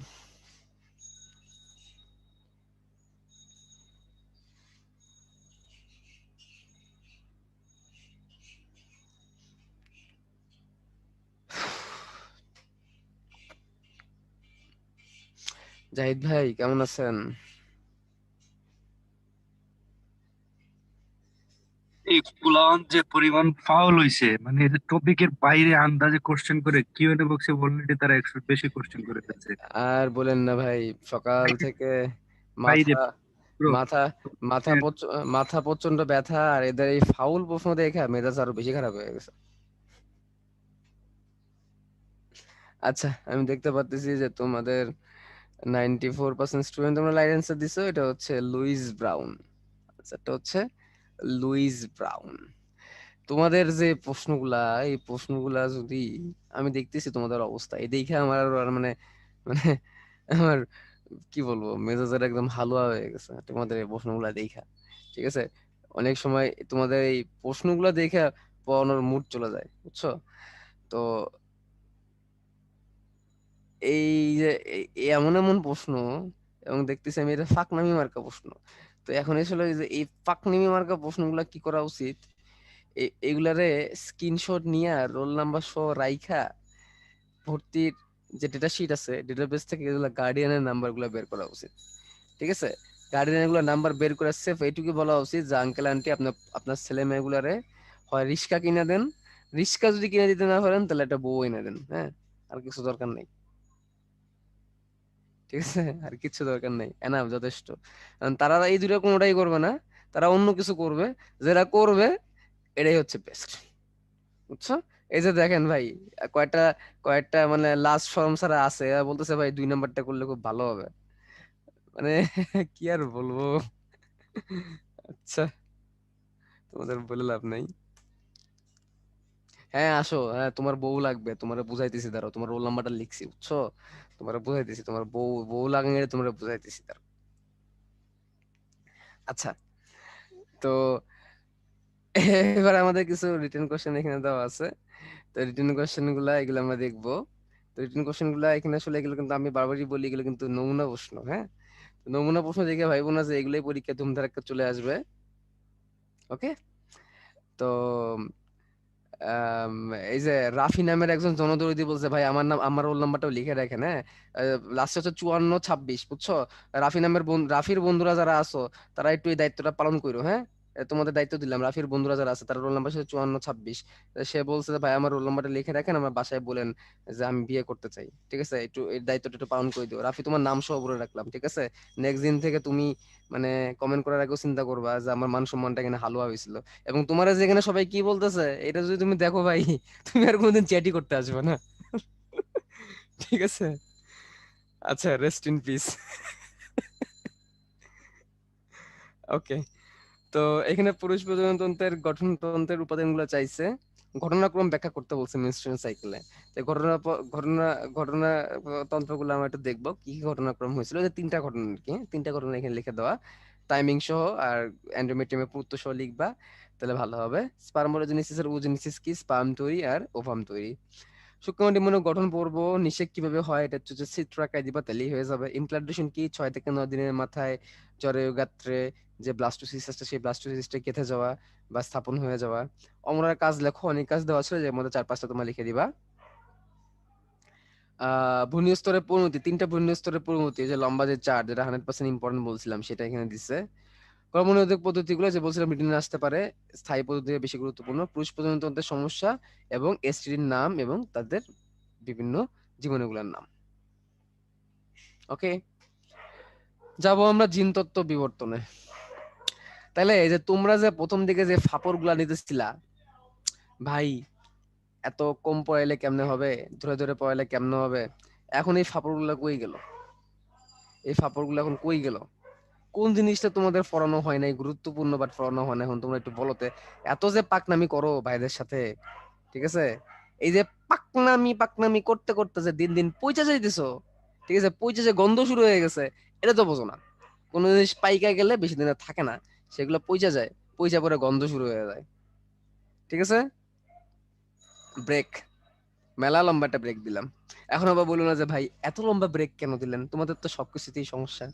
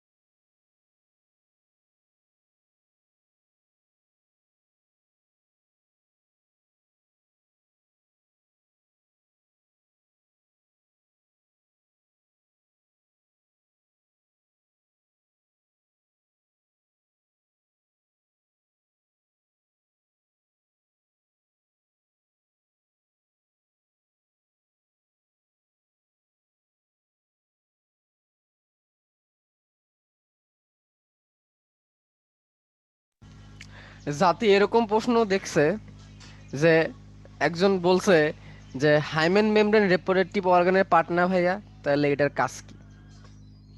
মানে সে জানে হাইমেন মেমব্রেন নামের কিছু একটা মেমব্রেন আছে, সে এটাও জানে এটা হচ্ছে রিপ্রোডাক্টিভ অর্গানের রিপ্রোডাক্টিভ অর্গান বা রিপ্রোডাক্টিভ সিস্টেমের একটা পার্ট, বাট সে এটার কাজ জানে না। আল্লাহ।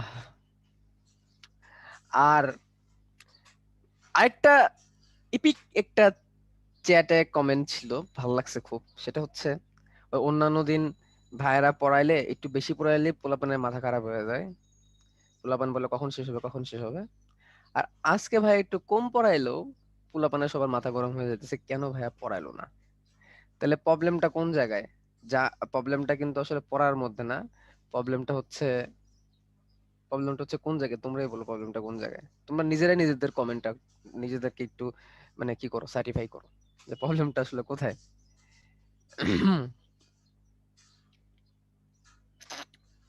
মেন্টালিটি, আচ্ছা গুড, স্বীকার করছো।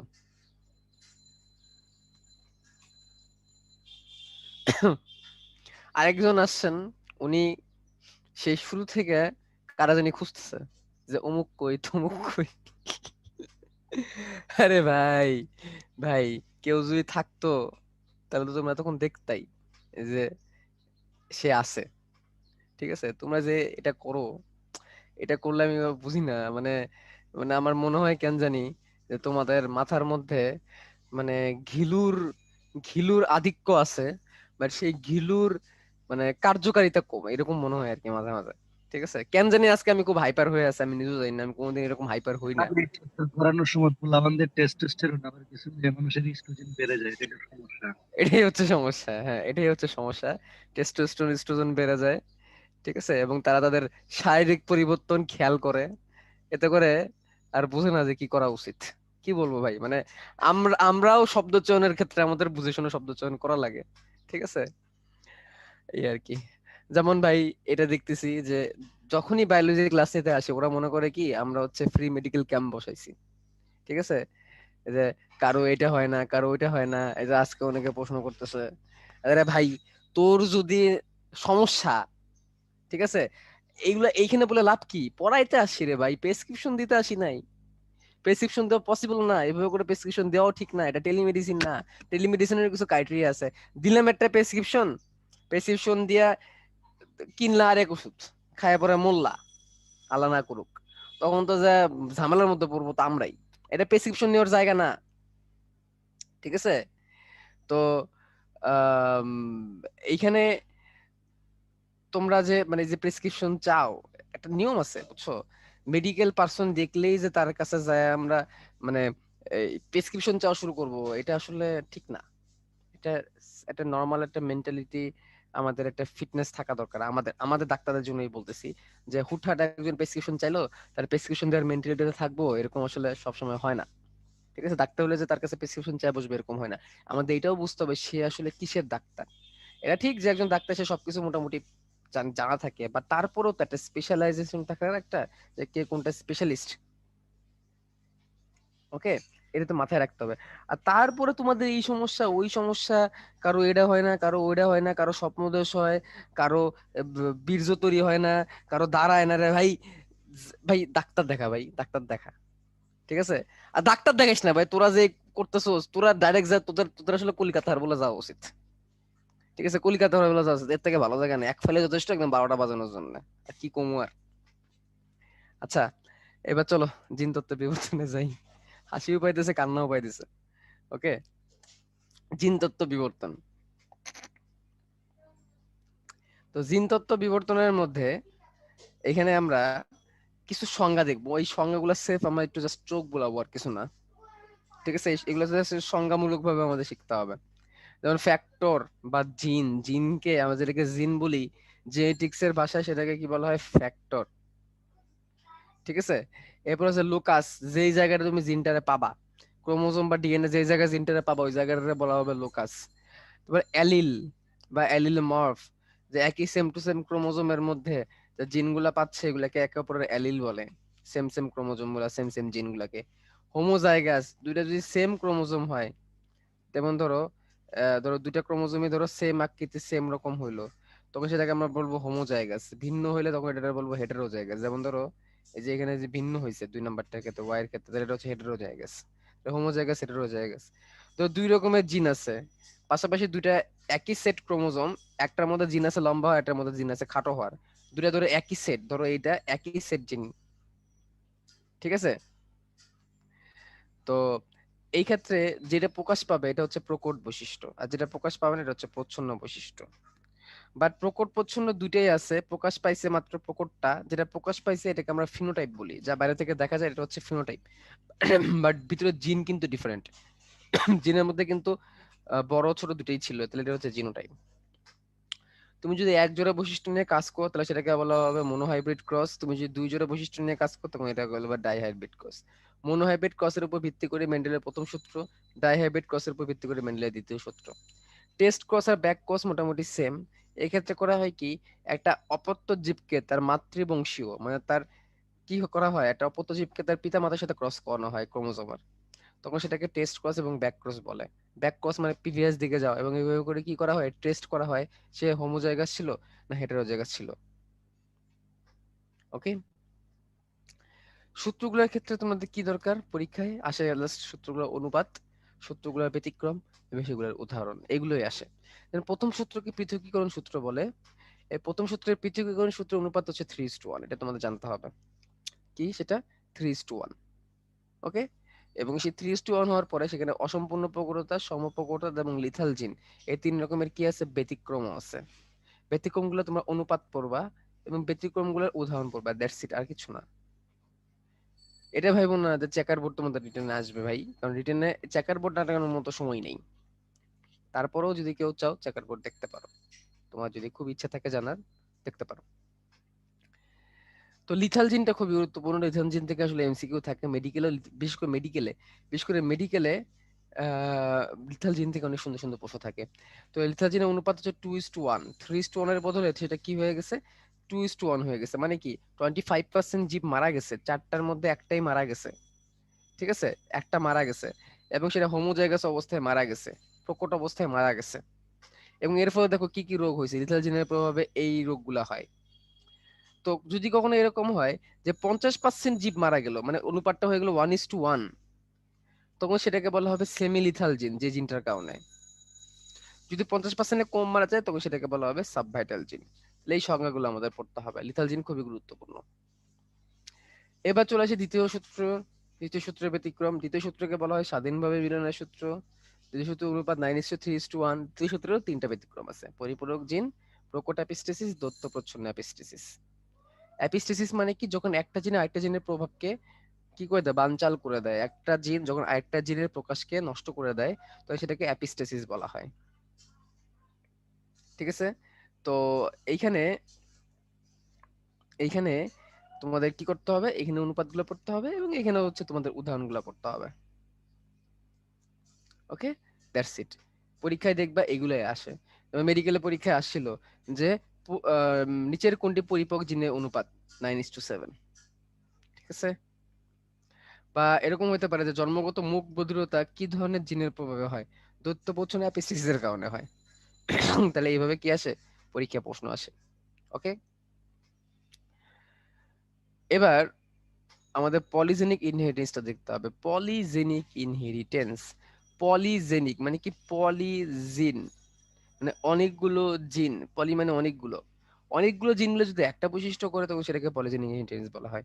যেমন ধরো মানুষের উচ্চতা নির্ণয় করার জন্য, উচ্চতাকে নিয়ন্ত্রণ করার জন্য 3টা জিন কাজ করে, এবং 3টা জিন আবার 3টা লোকাসে থাকে, 3টা জায়গায় থাকে। 3টা জিন মিলে একটা কাজ করতেছে মানুষের উচ্চতা। এরকম কি হতে পারে, গায়ের রং, ওজন, চোখের ব্রণ, বুদ্ধিমত্তা, আচরণ, গাভীর দুধ, ভুট্টা, গমের দানা, রং মানে রং, কালার জাতীয় যে জিনিসগুলো আছে, কালার, হাইট, লেন্থ, এই টাইপের যে জিনিসগুলো আছে, এই জিনিসগুলোর ক্ষেত্রে এই পলিজিন দরকার হয়। একটা জিন দিয়ে আসলে এগুলোকে করা যায় না। তো এই পলিজিনের কিছু এক্সাম্পল তোমাদের দেওয়া আছে, এগুলো তোমরা শিখে নিবা। আর পলিজিনের অনুপাতটা মেডিকেলে আসছে, এই অনুপাত তোমাদের অনেকেরই কোয়েরি থেকে এরকম, ভাই এই স্লাইডগুলো পড়লে কি মেডিকেলেও হবে হবে জাস্ট তোমাদের মেন বইটা একটু দেখতে হবে, এই স্লাইডগুলোর উপর বেস করেই এই টপিকগুলো তোমাদের একটু মেন বই থেকে দেখতে হবে, তাহলেই হবে।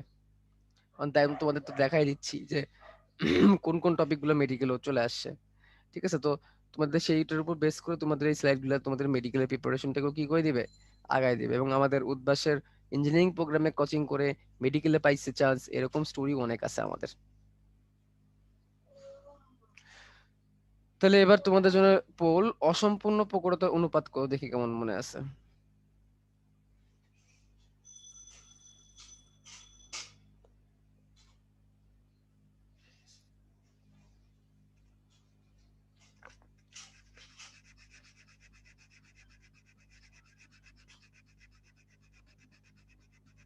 আকিব নামে ছেলেটা রিমুভ করে দেন তো। আকিব লাস্টে হচ্ছে 784, তার টেস্টোস্টেরন একটু বেশি ক্ষরণ হয়। ঠিক আছে, তার টেস্টোস্টেরন একটু বেশি ক্ষরণ হয়, তার নাকি সারাদিন উত্তেজনা কাজ করে, এবং সেটা আবার আমার জানাইতে আসছে। আকিব লাস্টের হচ্ছে রোল নাম্বার হচ্ছে 784, এবার একেবারে ডাইরেক্ট নাম প্রকাশ করা হবে। ঠিক আছে, তাও যদি পোলাপানের একটু লজ্জা শরম হয়।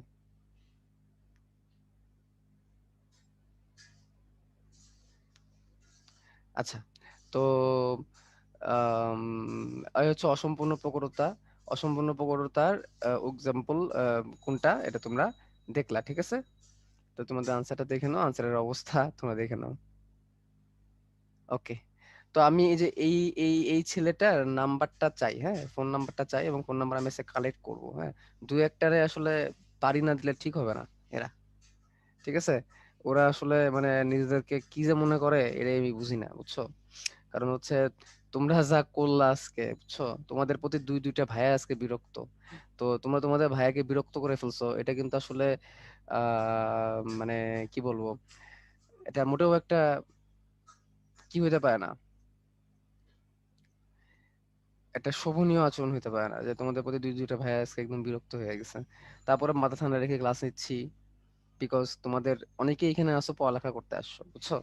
সো তোমরা অনেকে এখানে ফান করতেছো, বাট অনেকে আসছো এখানে পড়ালেখা করতে, তাদের স্বার্থে কিন্তু মাথা ঠান্ডা রাখলা। এবং এটা তোমরা এর ভাইবো না যে তোমরা বিরক্ত করতেছো, তোমাদের বিরক্ত দেখে আমরা মজা পাচ্ছি, তারপরে আমরা ক্লাস নিচ্ছি, ঠেকায় পড়ে ক্লাস নিচ্ছি, নট ফর দ্যাট। ক্লাস নিচ্ছে এই কারণে যখন এখানে অনেক মেরিটোরিয়াস স্টুডেন্ট আছে, যারা ইঞ্জিনিয়ারিং এও পাবে, তারা ঢাকা ভার্সিটিতেও চান্স পাবে, এবং বায়োলজি আনসার করে চান্স পাবে। এবং এখানে অনেকেই আসো, এই যে আমরা এখানে দেখতে পাচ্ছি মোটামুটি 700-800 বেশি স্টুডেন্ট ক্লাস করতেছো। আমি বিশ্বাস করি তোমাদের মধ্যে এখানে অনেক স্টুডেন্ট আছে তোমরা মেডিকেলেও চান্স পাবা। এরকম আমাদের বেলাও হয়েছে যে আমি তো শুধুমাত্র মেডিকেলের প্রিপারেশন দিছি।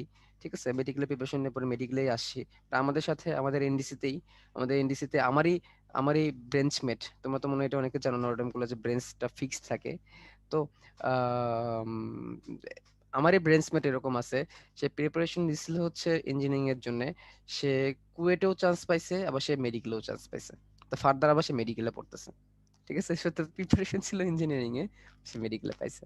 তো এরকম অনেকে আছে যারা হচ্ছে টাকা এইখানেই তোমার এখানে অনেকে আছে, মানে তারা হচ্ছে কি করবা, এখানে চান্স পাবে। তাদের জন্য জাস্ট আমাদের এই যে ধৈর্য ধরে ক্লাসটা করানো। কারণ হচ্ছে অনেক কিছুই আছে যে ভালো স্টুডেন্টের স্বার্থে আমাদেরকে কি করতে হয়, অনেক কিছু ইগনোর করতে হয়, অনেক কিছু ইয়ে করতে হয়। তো এখন এটা হইতে পারে যে ভাই আপনার চ্যাট দেখেন না, আপনি চ্যাট না দেখে খালি পড়ায় যান, কিন্তু আমার কথা হচ্ছে দেখো, অ্যাজ এ টিচার তোমাদের বড় ভাই হিসেবে কিন্তু শুধু পড়ায় যাওয়া, শুধু চান্স নেওয়া, এটা কিন্তু আমাদের দায়িত্ব না। যদি এরকম হইতো আমি তোমাদের একটা টিচার, তোমরা আমার টাকা দিতেছো, উদ্ভাসকে টাকা দিচ্ছ, উদ্ভাস থেকে তো আমাকে আমি পাচ্ছি, তো তোমাদের সাথে আমার টাকার সম্পর্ক। ঠিক আছে, তো আম, তোমাদের পড়ায় যাবো, স্যার টেটা তো দেখার দরকার নেই, পড়ায় যাই, পড়ায় যায় তোমাদের চান্স পাইলে পাইলে, না পাইলে নেই। সো এরকম যদি মেন্টালিটি হয় তাহলে আমি পারতাম। বাট আমার খারাপ লাগতেছে কোন জায়গায়, আমার খারাপ লাগতেছে এই জায়গায় যে তোমরা যারা এই আচরণ গুলা করতেছো, তোমরা যারা মনে করতেছো যে এগুলো তো কেউ দেখতেছে না। দেখো, আমরা এখন প্যানেল লিস্টে মোটামুটি 8-10 জন বসে আছি। ঠিক আছে, 8-10 জন বসে আছি আমরা প্যানেল লিস্টে, উদ্বাস থেকে অনেক সিনিয়র ভাইয়ারা ওইখানে আছে। আমরা কিন্তু ভাই দেখতেছি আমি কিছু তোমাদের বলবো, শুভ্র ভাই। কে, শাকিল ভাই কথা বলতেছেন? জি ভাই, আমি হ্যাঁ হ্যাঁ বলছি। ভাই, ভাই জি বলেন। ভাই, আপনি বলে দিন, অথবা আমি তো বলছি শুনতে পাচ্ছে যে হ্যাঁ বাজে হ্যাঁ বাজে চ্যাট করলে অথবা আমি বাধ্য হবো যে চ্যাট বক্স অফ করে দিতে, হ্যাঁ, তখন চ্যাট করতে পারবে না। হ্যাঁ যদি হ্যাঁ, এরকম সেটাই চলতেই থাকে অনবরত, তাহলে তার হবে না, ক্লাস নিতে পারবেন না। তো সেটাই। যে যদি অনবরত এরকম বাজে কোশ্চেন আসতেই থাকে, তাহলে আমি অবশ্যই বাধ্য হবো যে চ্যাট এবং বক্স অফ করে দিতে। এবং এতে করে হয় কি, এতে করে হয় হচ্ছে যারা ওই যে বললাম ভালো স্টুডেন্ট তাদের ক্ষতি হয় আসলে। কারণ এখানে অনেক প্রশ্ন থাকে যেগুলো সুন্দর প্রশ্ন, সেই ভালো স্টুডেন্ট গুলো আসলে এই কারণে আসলে ক্ষতিগ্রস্ত হবে। তো এটা আসলে ঠিক না। তো দেখো যে আমরা এই ক্লাসটাই কিন্তু মেডিকেল প্রোগ্রামে নিছি, আমরা এই ক্লাসটাই কিন্তু ভার্সিটি প্রোগ্রামে নিছি, তাদের কাছ থেকে কিন্তু এরকম আমরা ইম্যাচিউর আচরণ পাই নাই। ঠিক আছে, হ্যাঁ থাকে কিছু ছাগলের 14 নম্বর বাচ্চা কিছু থাকে, এরকম থাকবেই। না আজকে আমি দেখলাম এই ক্লাসের মধ্যে ছাগলের 14 নম্বর বাচ্চা মনে হয় 60% 70%ই, ঠিক আছে, এইগুলো ছাগলের 14 নম্বর বাচ্চার মতো কাহিনী বেশি করছে। এটা একটু আমরা কিন্তু এইগুলো কিন্তু আমরা অন্য প্রোগ্রামে এরকম পাই নাই। হ্যাঁ, তো কেন তোমাদের কাছ থেকে কিন্তু আমরা বেশি না, আমি একটা কথা কিন্তু সবসময় বলি, আমি নিজে মেডিকেল পার্সন হওয়ার পরও তোমাদের যে ডাক্তার জাহিদ ভাই আছে, ডাক্তার জাহিদ ভাই আমরা একই ক্যাম্পাসেরই ভাই, জাহিদ ভাই আমাদের সিনিয়র ভাই। জাহিদ ভাইকে আমি কিছুদিন আগে এরকম বলতেছিলাম ক্যাম্পাসে যে ভাইয়া যারা ইঞ্জিনিয়ারিং এর চান্স পায় তাদের 3টা গুরুত্বপূর্ণ ক্যারেক্টারিস্টিক্স থাকে। কি কি? তারা মেরিটোরিয়াস হয়, তারা এক্সট্রা অর্ডিনারি হয়, এবং তারা ক্রিয়েটিভ হয়। এই কথাটা আমি সবসময় বলি যে যারা তারা এক্সট্রা অর্ডিনারি হয়, তারা মেরিটোরিয়াস হয় এবং তারা ক্রিয়েটিভ হয়, যারা হচ্ছে ইঞ্জিনিয়ারিং এ চান্স পায় এবং যারা বুয়েটে চান্স পায়। 3টা ক্যারেক্টারিস্টিক্স থাকতে হবে বুয়েটে চান্স পেতে গেলে। আমরা যারা মেডিকেলে চান্স পাই আমাদের একটা বড় ক্যারেক্টারিস্টিক্স আছে, সেটা হচ্ছে আমরা অনেক বেশি পরিশ্রম করতে পারি। মেডিকেলে পড়ালেখা করতে গেলে, চান্স পেতে গেলে অনেক বেশি পরিশ্রমী হতে হয়। খুব যে বেশি ক্রিয়েটিভ হতে হয়, খুব যে বেশি এক্সট্রা অর্ডিনারি হতে হয়, মেরিটোরিয়াস হতে হয় এরকম না, বাট অনেক বেশি পরিশ্রমী হতে হয়। পরিশ্রম তখন আমাদের ওই মেরিটকে বাড়ায় দেয়। বাট তোমাদের ক্ষেত্রে কিন্তু তোমরা খুব বেশি ক্রিয়েটিভ, খুব বেশি মেরিটোরিয়াস, খুব বেশি এক্সট্রা অর্ডিনারি, যার কারণে কিন্তু তোমরা ইঞ্জিনিয়ারিং এ চান্স পাবা। ঠিক আছে, then I really respect the student of BUET.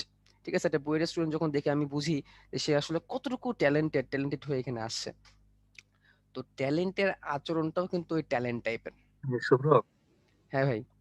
শুরু করে শেষ করে দাও। হ্যাঁ ঠিক আছে, কারণ হচ্ছে এইখানে হচ্ছে ফ্রি ট্রিটমেন্ট দিয়েও লাভ নাই, ফ্রি জ্ঞান বিতরণ করেও লাভ নাই। ঠিক আছে, কিন্তু আজকে আসলে তোমাদের এই ইঞ্জিনিয়ারিং প্রোগ্রামে আবেগের জায়গা থেকে এই কথাগুলা বলা, বুঝছো? কারণ এই কথাগুলা তোমাদেরকে উদ্ভাসের ভাইয়েরাই বলবে, সবাই বলবে না। যারা বলবে বুঝবে তারা তোমাদের ভালো চায়, এই জন্যই কিন্তু বলতেছে। ওকে, তো এখান থেকে তোমরা কি পড়বা? এখান থেকে তোমরা হচ্ছে অনুপাত গুলো তো পড়লাই। এবার চলো লিঙ্গ নির্ধারণ নিতে। আমাদের অবশ্য খুব বেশি নাই আর স্লাইড, শেষ দিকে চলে আসি, আর মনে হয় 8-10টা স্লাইড আছে। তো দেখো, লিঙ্গ নির্ধারণ নীতির ক্ষেত্রে আমরা X X X Y, X X X Y দুটো নীতি আমরা পাই। তো এখান থেকে প্রশ্নটা আসে যে কোনটা কোন নীতির উপর প্রেক্ষিতে, মানে কোন জীবে এক্স এক্স এক্স ওয়াই হয় আর কোন জীবে এক্স এক্স এক্স ওয়াই হয়। এই প্রশ্নটা হচ্ছে এই জায়গার একটা কমন একটা প্রশ্ন। ঠিক আছে, তাহলে আমাদের এখান থেকে জানতে হবে কোনটা কোন জায়গায়। তাহলে তোমাদের যেটা করতে পারো, তোমরা যে কোনো একটা পার্ট মনে রাখো, হয় এক্স এক্স এক্স ওয়াই এর এই জীবগুলোকে মনে রাখো, অথবা এক্স এক্স এক্স ও এর জীবগুলোকে মনে রাখো, যে কোনো একটা পার্ট মনে রাখো, ইট উইল ওয়ার্ক। হ্যাঁ, যে কোনো একটা পার্ট মনে রাখলে আসলে মানে ভালো। কারণ তোমরা সবটা আসলে মনে রাখতে পারবা না, দুটো প্যাচ লাগবে। এইসব জায়গায় কি করতে হয়, এসব জায়গায় জাস্ট যে কোনো একটা পার্ট মনে রাখতে হয়। ওকে, তাহলে তোমরা একটা পার্টটা মনে রাখবা। এরপরে দেখো কিছু এক্স লিঙ্ক ডিসঅর্ডার বা সেক্স লিঙ্ক ডিসঅর্ডার আছে। তো এই এক্স লিঙ্ক ডিসঅর্ডার বা সেক্স লিঙ্ক ডিসঅর্ডার গুলো আমাদের একটু দেখতে হবে। এগুলো আসলে সব লাগবে না, আমি একটু বলে দিই।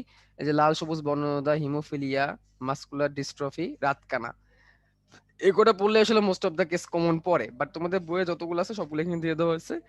এখান থেকে তোমরা সংজ্ঞা পড়বা, সংজ্ঞা। ঠিক আছে, আর তেলাকুচো আর গাঁজা নিয়ে অনেকে প্রশ্ন করে। তেলাকুচো আর গাঁজা হচ্ছে গাছ, হ্যাঁ, তেলাকুচো আর গাঁজা হচ্ছে গাছ।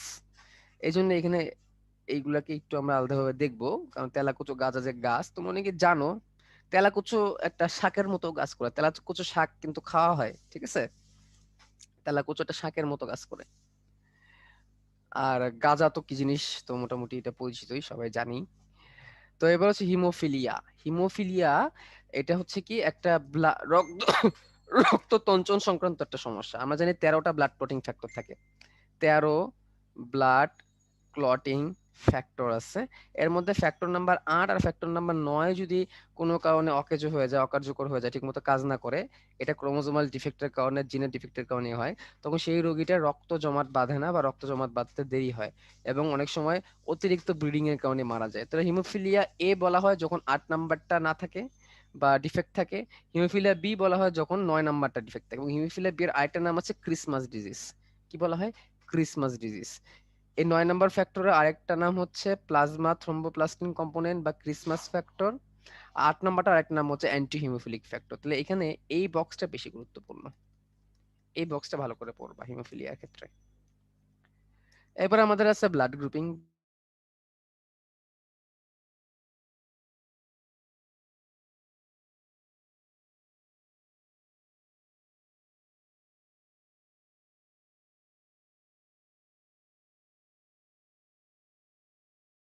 তো এবি ও ব্লাড গ্রুপের মধ্যে আসলে দুইটা অ্যান্টিজেন থাকে, এ এবং এবি। আর যখন দুইটা একসাথে থাকে তখন সেটাকে আমরা এবি বলি, এবি ব্লাড গ্রুপ বলি। ঠিক আছে? আর যখন কোনোটাই থাকে না তখন সেটাকে আমরা ও ব্লাড গ্রুপ বলি। তাহলে ব্লাড গ্রুপ আসলে বেসিক্যালি 4 রকমের হচ্ছে, বেস অন এ এবং বি এর এক্সিস্টেন্স। ঠিক আছে? তো কোনটার পার্সেন্টেজ এটা পড়তে হবে এবং কোনটার মধ্যে কোন অ্যান্টিবডি থাকে এটা একটু পড়ে নিবা। যেমন যদি অ্যান্টিজেন থেকে এ, অ্যান্টিবডি থাকবে বি। অ্যান্টিজেন যদি থাকে বি, অ্যান্টিজেন থাকে এ। এ বি দুইটা অ্যান্টিজেন থাকলে কোনো অ্যান্টিবডি থাকবে না। কোনো অ্যান্টিজেন যদি না থাকে তাহলে অ্যান্টিবডি দুটাই থাকবে। এগুলো তোমরা জানো। কে কাকে রক্ত দিতে পারবে এটা রিটেনের জন্য গুরুত্বপূর্ণ, এটা দেখে নিবা। এখান থেকে যেটা গুরুত্বপূর্ণ সেটা হচ্ছে এ বি হচ্ছে সার্বজনীন গ্রহীতা, যার কারণে সে সবার কাছ থেকে রক্ত নিচ্ছে। আর ও হচ্ছে সার্বজনীন দাতা, এই জন্য সে সবাইকে রক্ত দিচ্ছে। সবাইকে দিতে যে সে নিজে কিছু পায় না। আর এ বি সবার কাছ থেকে নিতে নিতে সে অন্যকে দেওয়ার মানসিকতা আর তার থাকে না। তো এখানে তো আমরা এ বি এগুলোই দেখলাম, তাহলে আমরা প্লাস মাইনাসটা কিভাবে করব? প্লাস মাইনাসটা করার জন্য আরএস ফ্যাক্টরটা কাজ করে। আরএস ফ্যাক্টর এটাও মানুষের লোহিত রক্তকণিকায় থাকে, একটা বিশেষ প্রকৃতির প্রোটিন যেগুলো রেসাস বানানোর দেখা গেছিল। তার মানে রেসাস বানানোর ক্ষেত্রে এই প্রোটিনটা থাকে, এই অ্যান্টিজেনটা থাকে, এটা মানুষের ক্ষেত্রে পাওয়া গেছে। এটার প্রেজেন্সের উপর ভিত্তি করে আমরা বলি সেটা প্রেজেন্ট থাকলে আরএস পজিটিভ বলি, আর প্রেজেন্ট না থাকলে আরএস নেগেটিভ বলি। আমি বিষয়টা এরকম যে ধরো একজনের কাছে একটা সুন্দর একটা ফোন আছে, সেই ফোনটা তোমার কাছেও আছে। তো তুমি বললে কি এই ফোনের ক্ষেত্রে, এই ফোনটা আমার ক্ষেত্রে আছে, আমি এই ফোনের ক্ষেত্রে পজিটিভ। ঠিক আছে? তো এরকম আর কি বিষয়টা, যে এই আরএস ফ্যাক্টরটা বানরের সাথে ছিল। এটা কিছু কিছু মানুষের শরীরেও থাকে, যার থাকে তাকে বলা হয় আরএস পজিটিভ, যার থাকে না তাকে বলা হয় আরএস নেগেটিভ। তো আরএস পজিটিভ হলে blood group positive, RS negative হলে ব্লাড গ্রুপ নেগেটিভ। ঠিক আছে? এই কথাগুলো এখানে বলছে। ওকে।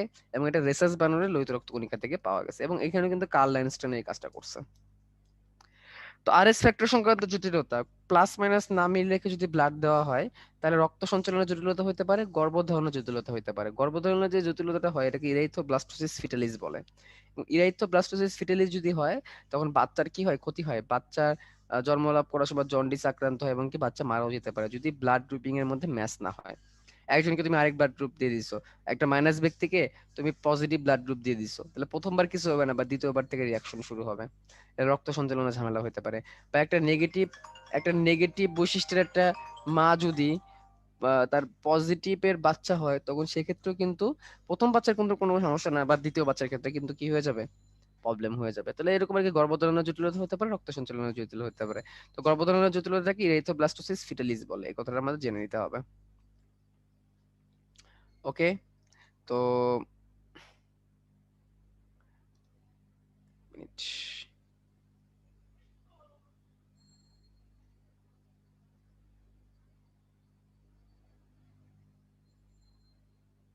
আচ্ছা, তো এবার আমাদের স্লাইডটা কেন এরকম প্রবলেম করতেছে? ওকে। তো আমাদের ওইখান থেকে এইটুকু ছিল। এবার আমরা বিবর্তন একদম লাস্টের দিকে চলে আসি। বিবর্তন থেকে আসলে এখানে তেমন এমসিকিউ খুব বেশি একটা কিছু আমরা দেখিনি আসতে। বিগত কয়েক বছরের মধ্যে 2-3টা এমসিকিউ দেখছি আমরা আসছে। সব বছর আসেও না ঢাকা ভার্সিটিতে। মেডিকেলও যে খুব বেশি একটা আসে এমন না, এটা খুবই কম, বাট জানতে হবে কিছু কিছু জিনিস। যেমন বিবর্তনের যে মতবাদগুলো, যেমন ল্যামার্ক, ডারউইন, এই দুজনের মতবাদটা খুবই গুরুত্বপূর্ণ। ল্যামার্ক বলতেছে যে অর্জিত বৈশিষ্ট্যের উত্তরাধিকার মতবাদ, আর ডারউইন বলতেছে প্রাকৃতিক নির্বাচন মতবাদ। এই দুটোর মধ্যে ডিফারেন্স কি? চলো আমরা ল্যামার্কে আগে ঢুকি। তার মধ্যে আরেকটা কথা আমরা অনেকে মনে করি হচ্ছে ডারউইন হচ্ছে বিবর্তনের জনক। আসলে বিবর্তনের জনক ডারউইন না, বিবর্তনের জনক হচ্ছে এমপেডোক্লিস, এটা মাথায় রাখতে হবে। বিবর্তনের জনককে এমপেডোক্লিস। তাহলে চলো আমরা ল্যামার্কের কথাগুলো একটু দেখি। ল্যামার্ক কি বলছেন? ল্যামার্ক ছিলেন একজন প্রকৃত বিজ্ঞানী, প্রাকৃতিক বিজ্ঞানী। তিনি বায়োলজি শব্দের প্রবর্তক। উনার তত্ত্বের থেকে তিনি যে বায়োলজি শব্দের প্রবর্তক এবং তিনি মেরুদণ্ডী অমেরুদণ্ডী এই দুটা ভাগে যে ভাগ করছেন, এই দুটা কথা বেশি গুরুত্বপূর্ণ। এই যে মেরুদণ্ডী আর অমেরুদণ্ডী প্রাণী, এই ভাগটা করছেন ল্যামার্ক। বায়োলজি যে শব্দটাকে ব্যবহার করি এটাকেও কে আনছেন, এটাকেও আনছেন হচ্ছে ল্যামার্ক। তো তিনি 4টা সূত্র দিছেন। প্রথম সূত্রটা বৃদ্ধির সূত্র, পরের সূত্র হচ্ছে পরিবেশের প্রভাবের সূত্র, তারপরটা ব্যবহার অপব্যবহারের সূত্র, পরেরটা অর্জিত বৈশিষ্ট্যের উত্তরাধিকারের সূত্র। কোনটার মানে কি? বৃদ্ধি সূত্র মানে হচ্ছে যখন অনেক বেশি খাদ্যের প্রাচুর্য থাকবে তখন একটা জীবের সাথে প্রজননে বেশি লিপ্ত হবে এবং তখন তাদের সংখ্যা বৃদ্ধি হবে অনেক বেশি। ঠিক আছে?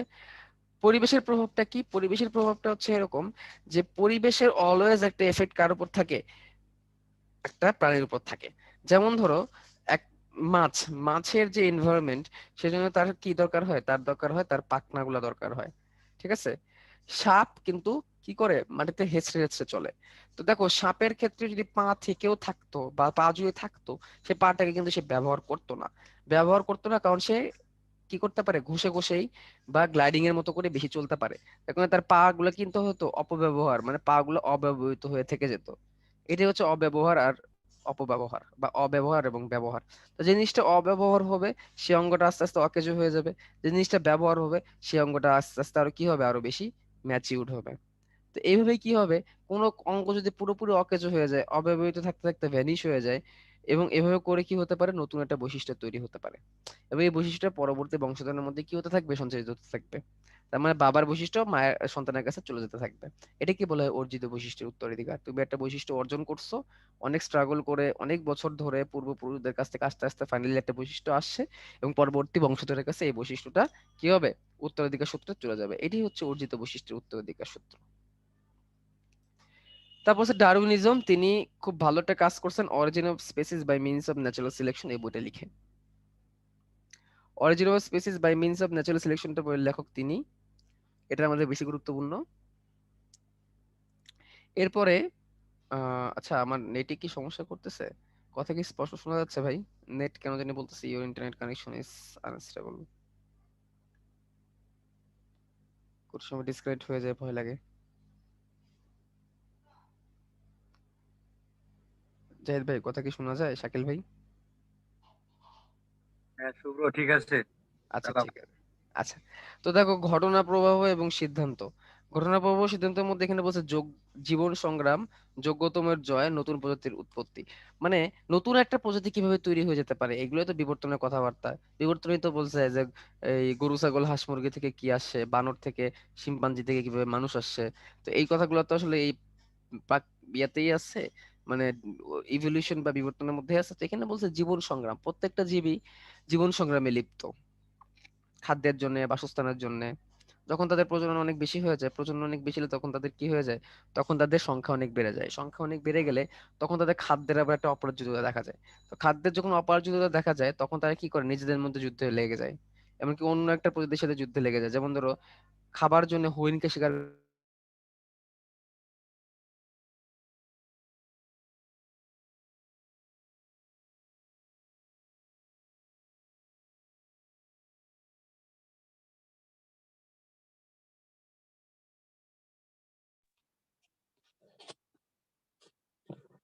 আচ্ছা, অনেকে বিভিন্ন ধরনের প্রশ্ন করছো, সাউন্ড নাই, ঠিক আছে, বুঝতে পারছি।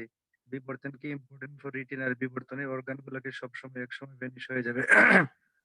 বিবর্তন রিটিনে আসতে পারে, তবে খুব ইম্পর্টেন্ট না, কিছু সংখ্যা এখানে আসতে পারে। আর অব্যবহৃত অঙ্গগুলা, অব্যবহৃত মানে কি, এখন পর্যন্ত যাদের কাজ আবিষ্কার করা যায় না, যেমন অ্যাপেন্ডিক্স, হয়তো তার কাজ থাকতে পারে, আমরা এখন আবিষ্কার করি। আর অব্যবহৃত অংশগুলো যে ধ্বংস হয়ে গেছে তার এরকম ইতিহাস নাই, ঠিক আছে। যে কিছু মানুষের দাঁত ছিল, আক্কেল দাঁতকে বলা হয় অব্যবহৃত অংশ। আক্কেল দাঁত তো এই পৃথিবীর কালক্রমে ভেনিশ হয়ে যায় নাই। তাহলে বিবর্তনের অংশগুলা ভেনিশ হয়ে যাবে, এটার সপক্ষে প্রমাণগুলো খুব স্ট্রং না। হ্যাঁ, ডিসপ্লে গোন আমরা বুঝতে পারছি ভাই, নেট ইভ্যালুয়েশন কতটুকু ট্রু। ইভ্যালুয়েশনের মধ্যে যদি 100টা যুক্তি থাকে তাহলে তার 99 নাম্বার যুক্তি হচ্ছে বানর থেকে মানুষ হওয়া। এছাড়া তার আরো অনেক স্ট্রং লজিক আছে, ঠিক আছে। এই যে তোমার এই এই হৃৎপিণ্ডের যে পরিবর্তন হচ্ছে, বিভিন্ন অঙ্গের পরিবর্তন হচ্ছে, ঠিক আছে। তো ইভ্যালুয়েশন এটা একটা তাত্ত্বিক প্রমাণ। তবে শুধু বানর থেকে মানুষ হয়, দ্যাট ইজ নট ইভ্যালুয়েশন, মানে এটাই ইভ্যালুয়েশন একমাত্র নয়।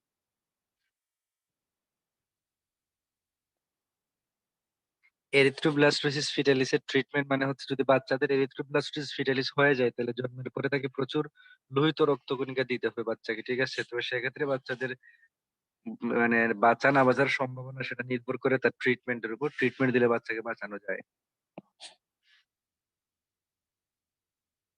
মানুষের কান ইউজ হয় না, এটা কে বলছে রে ভাই?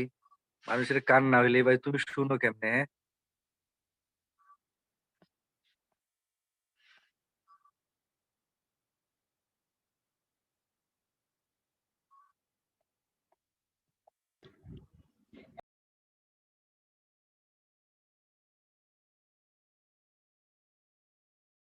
ভ্রমণ একটা নেট চলে গেছে ভাই। আচ্ছা আচ্ছা, আহ, স্ক্রিন শেয়ার তো আপনি দিতে পারছেন না নাকি? স্ক্রিন তো নাই, স্ক্রিন শেয়ারে যে এটা নাই। আমি কি শেয়ার এক মিনিট থাকেন, চলে আসবেন। আমরা অ্যাপেন্ডিক্স ইউজ করি না, তাইলে এটার ভ্যানিশ হয় না কেন? অ্যাপেন্ডিক্স এর কাজ এখন পর্যন্ত আমরা জানা নেই আমাদের, ঠিক আছে? আর অব্যবহৃত অঙ্গগুলো ধ্বংস হয়ে যাবে, এটার সপক্ষে প্রমাণগুলো খুব স্ট্রং না।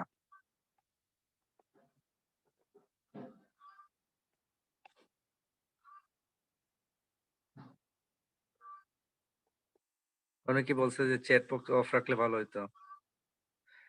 ব্লাড গ্রুপের পাশের পার্সেন্টেজ গুলো কিসের, মানে সবচেয়ে বেশি কোন গ্রুপের ব্লাড পাওয়া যায়, এটা যেমন বি গ্রুপের ব্লাড সবচেয়ে বেশি পাওয়া যায়, আসে যে সবচেয়ে বেশি পাওয়া যায় কোন গ্রুপের ব্লাড, এই টাইপের প্রশ্ন।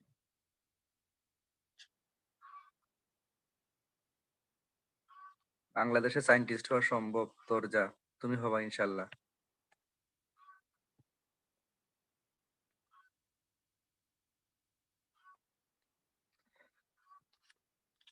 ও পজিটিভ গ্রুপে রক্তের গ্রুপ হলে কি A B AB O negative গ্রুপধারী ব্যক্তিদের রক্ত দেয়া যায়? সাধারণত আমরা বলি ও গ্রুপ সবাইকে দিতে পারবে, কিন্তু ও গ্রুপ সবাইকে দিতে পারলেও কিছু না কিছু রিয়াকশন হয়, এই রিয়াকশন অ্যাভয়েড করার জন্য আমরা সেম গ্রুপের ব্লাড নিই, মনে রাখবা। ও পজিটিভ হইলে ও পজিটিভ থেকে নেই, ও নেগেটিভ হইলে ও নেগেটিভ থেকে নেই, এ পজিটিভ হইলে এ পজিটিভ থেকে নেই। একদম সেম সেম না মিললে বডির মধ্যে অনেক রিয়াকশন হয়। আর কখন আমরা ও নেই, ধরো আমার এ, আমি কখন ও নিব? ইন কেস যখন কোনো ব্লাড আমি পাচ্ছি না কিন্তু আমার ব্লাড ইমার্জেন্সি দরকার, তখন আমি ও নিতে পারি।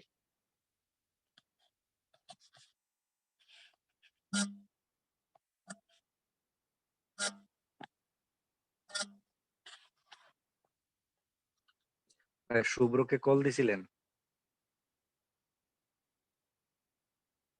হ্যালো। ভাই দিচ্ছি, বুঝছেন, নাম্বারটা আমার কাছে নাই তো, কালেক্ট করছি।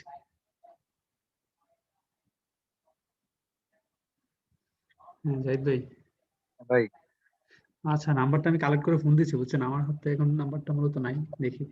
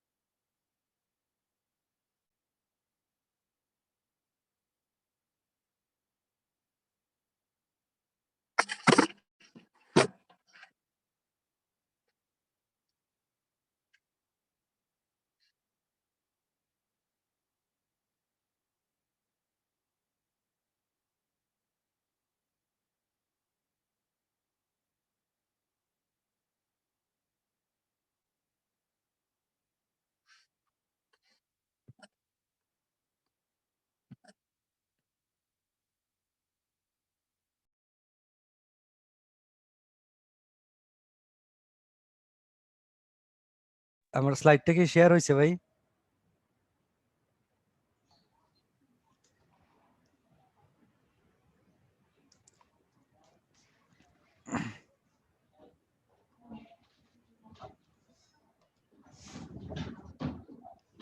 জি আমরা ভাই, আমরা কোন জায়গায় ছিলাম যে যে একটু জানাও তো, ক্লাস তো শেষই প্রায় মনে হয়।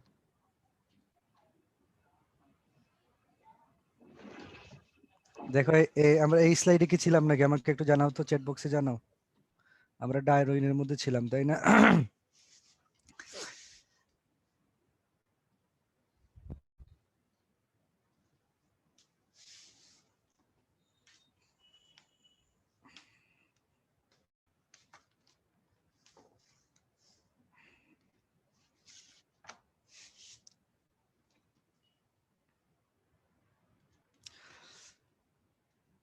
আচ্ছা, আমরা ডারউইনের ক্ষেত্রে দেখি ডারউইন এবং লেমার্কের মধ্যে যে কিটা হয়েছে, যে লেমার্ক অনেকগুলা জিনিস বলছিলেন, যেমন ব্যবহার এবং অব্যবহারের সূত্র বা বৃদ্ধির সূত্র। উনি বলছেন যে অঙ্গগুলোর সবচেয়ে বেশি ব্যবহার হয় সেগুলো আস্তে আস্তে বড় হয়, আর যেগুলো অব্যবহৃত হয় সেগুলো আস্তে আস্তে নষ্ট হয়ে যায়। কিন্তু পরবর্তীতে বিজ্ঞানী ডারউইন এসে বলছেন যে এগুলো ভুল, কারণ আমাদের রক্তনালী এবং হৃৎপিণ্ড সব সময় পাম্প করতেছে বা রক্ত পরিবহন করতেছে, ব্যবহার হচ্ছে। তার মানে এই নয় যে আমাদের রক্তনালী এবং হৃৎপিণ্ড বড় হয়ে যাচ্ছে। আর অব্যবহৃত অঙ্গ যদি ধ্বংস হয়ে যাইতো, তাহলে আমাদের অ্যাপেন্ডিক্স, মুলার দাঁত এগুলোও বিনষ্ট হয়ে যাইতো। একটা জিনিস বলছেন যে সক্রিয় প্রচেষ্টা কিংবা আকাঙ্ক্ষার সূত্র। পরবর্তীতে ডারউইন এসে বলছেন না, এটা ভুল, কারণ একজন মানুষ সারা জীবন যদি আকাঙ্ক্ষা করে সে পাখি হয়ে উড়বে, তাহলে নিশ্চয়ই তার ডানা গজাবে না। তার মানে লেমার্কের সূত্রগুলোর কিছু ভুল ছিল, সেগুলো সংশোধন করছেন ডারউইন। ঠিক আছে, ডারউইনের ক্ষেত্রে আসে যে প্রাকৃতিক নির্বাচন মতবাদ কে দেন, অথবা বলেন যে Origin of Species by means of natural selection, এই বইটা কে লেখেন? ডারউইন লেখেন। ঠিক আছে, তো ডারউইন বলছেন যে only the fittest will survive, মানে যে ফিট সেই পৃথিবীতে বেঁচে থাকবে, বাকিরা কেউ পৃথিবীতে টিকে থাকতে পারবে না। যেমন ডারউইন, তোমাদের বইয়ে একটা ছবি আছে, 3টে জিরাফের মধ্যে 2টা জিরাফ গাছের পাতা খাইতে পারে, আর একটা জিরাফ গলাটা খাটো, গাছের পাতা খাইতে পারে না। সো এটা ফিট না, এজন্য ওটা মরে যায়। তাইলে পৃথিবীতে যোগ্যতমের জয় হয়, এটা মনে রাখবা। তার মেইন কথা হচ্ছে যোগ্যতমের জয়। বিবর্তনের সপক্ষে যে প্রমাণগুলা আমরা বলছিলাম, যে বিবর্তনের সপক্ষে কয়েকশো প্রমাণ বিজ্ঞানীরা দাঁড় করাইছেন। তার মধ্যে অনেক লাস্টের দিকে, যে বানর থেকে মানুষ, এটা লাস্টের দিকে। মেরুদণ্ডী প্রাণীদের হৃৎপিণ্ডের প্রকোষ্ঠ, এই পৃথিবীতে সর্বপ্রথম মাছ আসলো। ঠিক আছে, এই মাছ আসার পরে মাছের হৃৎপিণ্ড, যেমন রুই মাছের হৃৎপিণ্ড 2 প্রকোষ্ঠ বিশিষ্ট দেখছো। মাছের পরে পৃথিবীতে আরেকটু উন্নত জীব আসলো, উভচর। ঠিক আছে, যাদের হৃৎপিণ্ড 3 প্রকোষ্ঠ বিশিষ্ট। ঠিক আছে, এরপরে তুমি দেখো, এরপরে আসলো সরীসৃপ, যাদের হৃৎপিণ্ড আংশিক 4 প্রকোষ্ঠ বিশিষ্ট। এরপরে আসলো স্তন্যপায়ী, যাদের সম্পূর্ণ 4। তুমি দেখো 2, 3, আংশিক 4, মানে অসম্পূর্ণ 4 এবং 4। তবে একটা মাত্র সরীসৃপ আছে, যে সরীসৃপ হওয়া সত্ত্বেও যার হৃৎপিণ্ড সম্পূর্ণ 4 প্রকোষ্ঠ বিশিষ্ট। তার নামটা কি একটু বলো তো? একটা মাত্র সরীসৃপ আছে যে সরীসৃপ হওয়া সত্ত্বেও যার হৃৎপিণ্ড 4 প্রকোষ্ঠ বিশিষ্ট, সম্পূর্ণ 4। এই ব্যতিক্রমটার নাম হচ্ছে কুমির। তোমরা প্রথম চ্যাপ্টারে শ্রেণীবিন্যাসের চ্যাপ্টারে এটা পড়ছো, রাইট? এটা হচ্ছে সেই কুমির। এখন তুমি দেখো সমসংস্থ অঙ্গ কাকে বলে। সমসংস্থ অঙ্গ, এটা কিন্তু কি সিকিউতে আসতে পারে, 1 মার্কের মধ্যে, মনে রাখবা। এটা হচ্ছে যে সকল অঙ্গ গঠন এবং কাজের দিক দিয়ে একই রকম। তাহলে সমসংস্থ অঙ্গ মানে কি? গঠন ও কাজ একই রকম যাদের, সেগুলোকে আমরা বলি সমসংস্থ অঙ্গ। যেমন তিমির অগ্রপদ, বাদুড় এবং পাখির 2টা ডানা, তাদের গঠন এবং কাজ একই রকম। কুকুরের সামনের 2টা পায়ের গঠন কাজ একই রকম। মানুষের হাতগুলার গঠন কাজ একই রকম। ঠিক আছে, এগুলোকে সমসংস্থ অঙ্গ বলা হয়।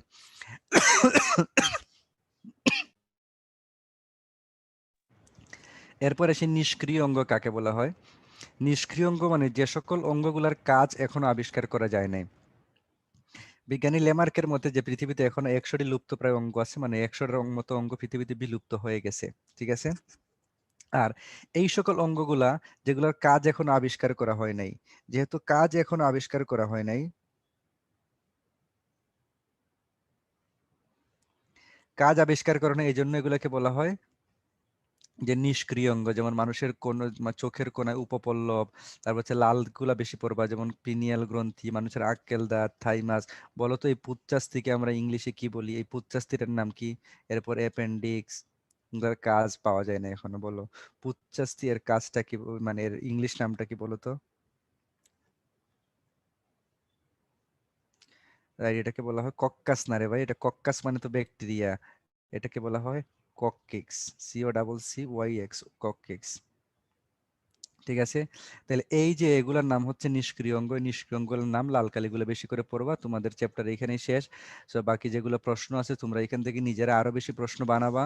প্রত্যেকটা টপিক থেকে নিজে নিজে প্রশ্ন বানাবা, নিজে নিজেই প্রশ্ন অ্যান্সার করবা। ঠিক আছে, আর যাই হোক, তোমরা আজকে অনেক জ্ঞানী প্রমাণ করছো, যে সবাই খুব অনেক বড় বড় লম্বা লম্বা কোশ্চেন করছো। আমাদের সাধ্যমতো প্রশ্নের উত্তর দেওয়ার চেষ্টা করছি। আমি চাই যে তোমরা এরকম জ্ঞানী, তোমরা যে জ্ঞানী এটা পরীক্ষার হলে তোমরা প্রমাণ করো, তাইলে আমাদের খুব ভালো লাগবে, আমরা খুশি হব। ভালো থাকবা সবাই, ধন্যবাদ সবাইকে। ভাই, হ্যালো। হ্যাঁ ভাই, শেষ ভাই ক্লাস। ঠিক আছে ভাই।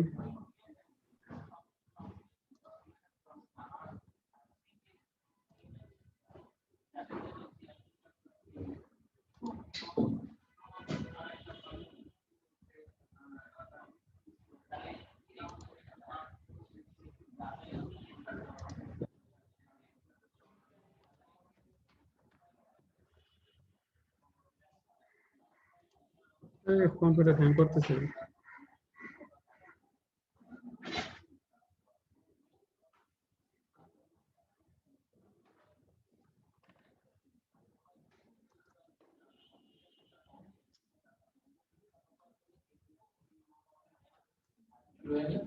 কি?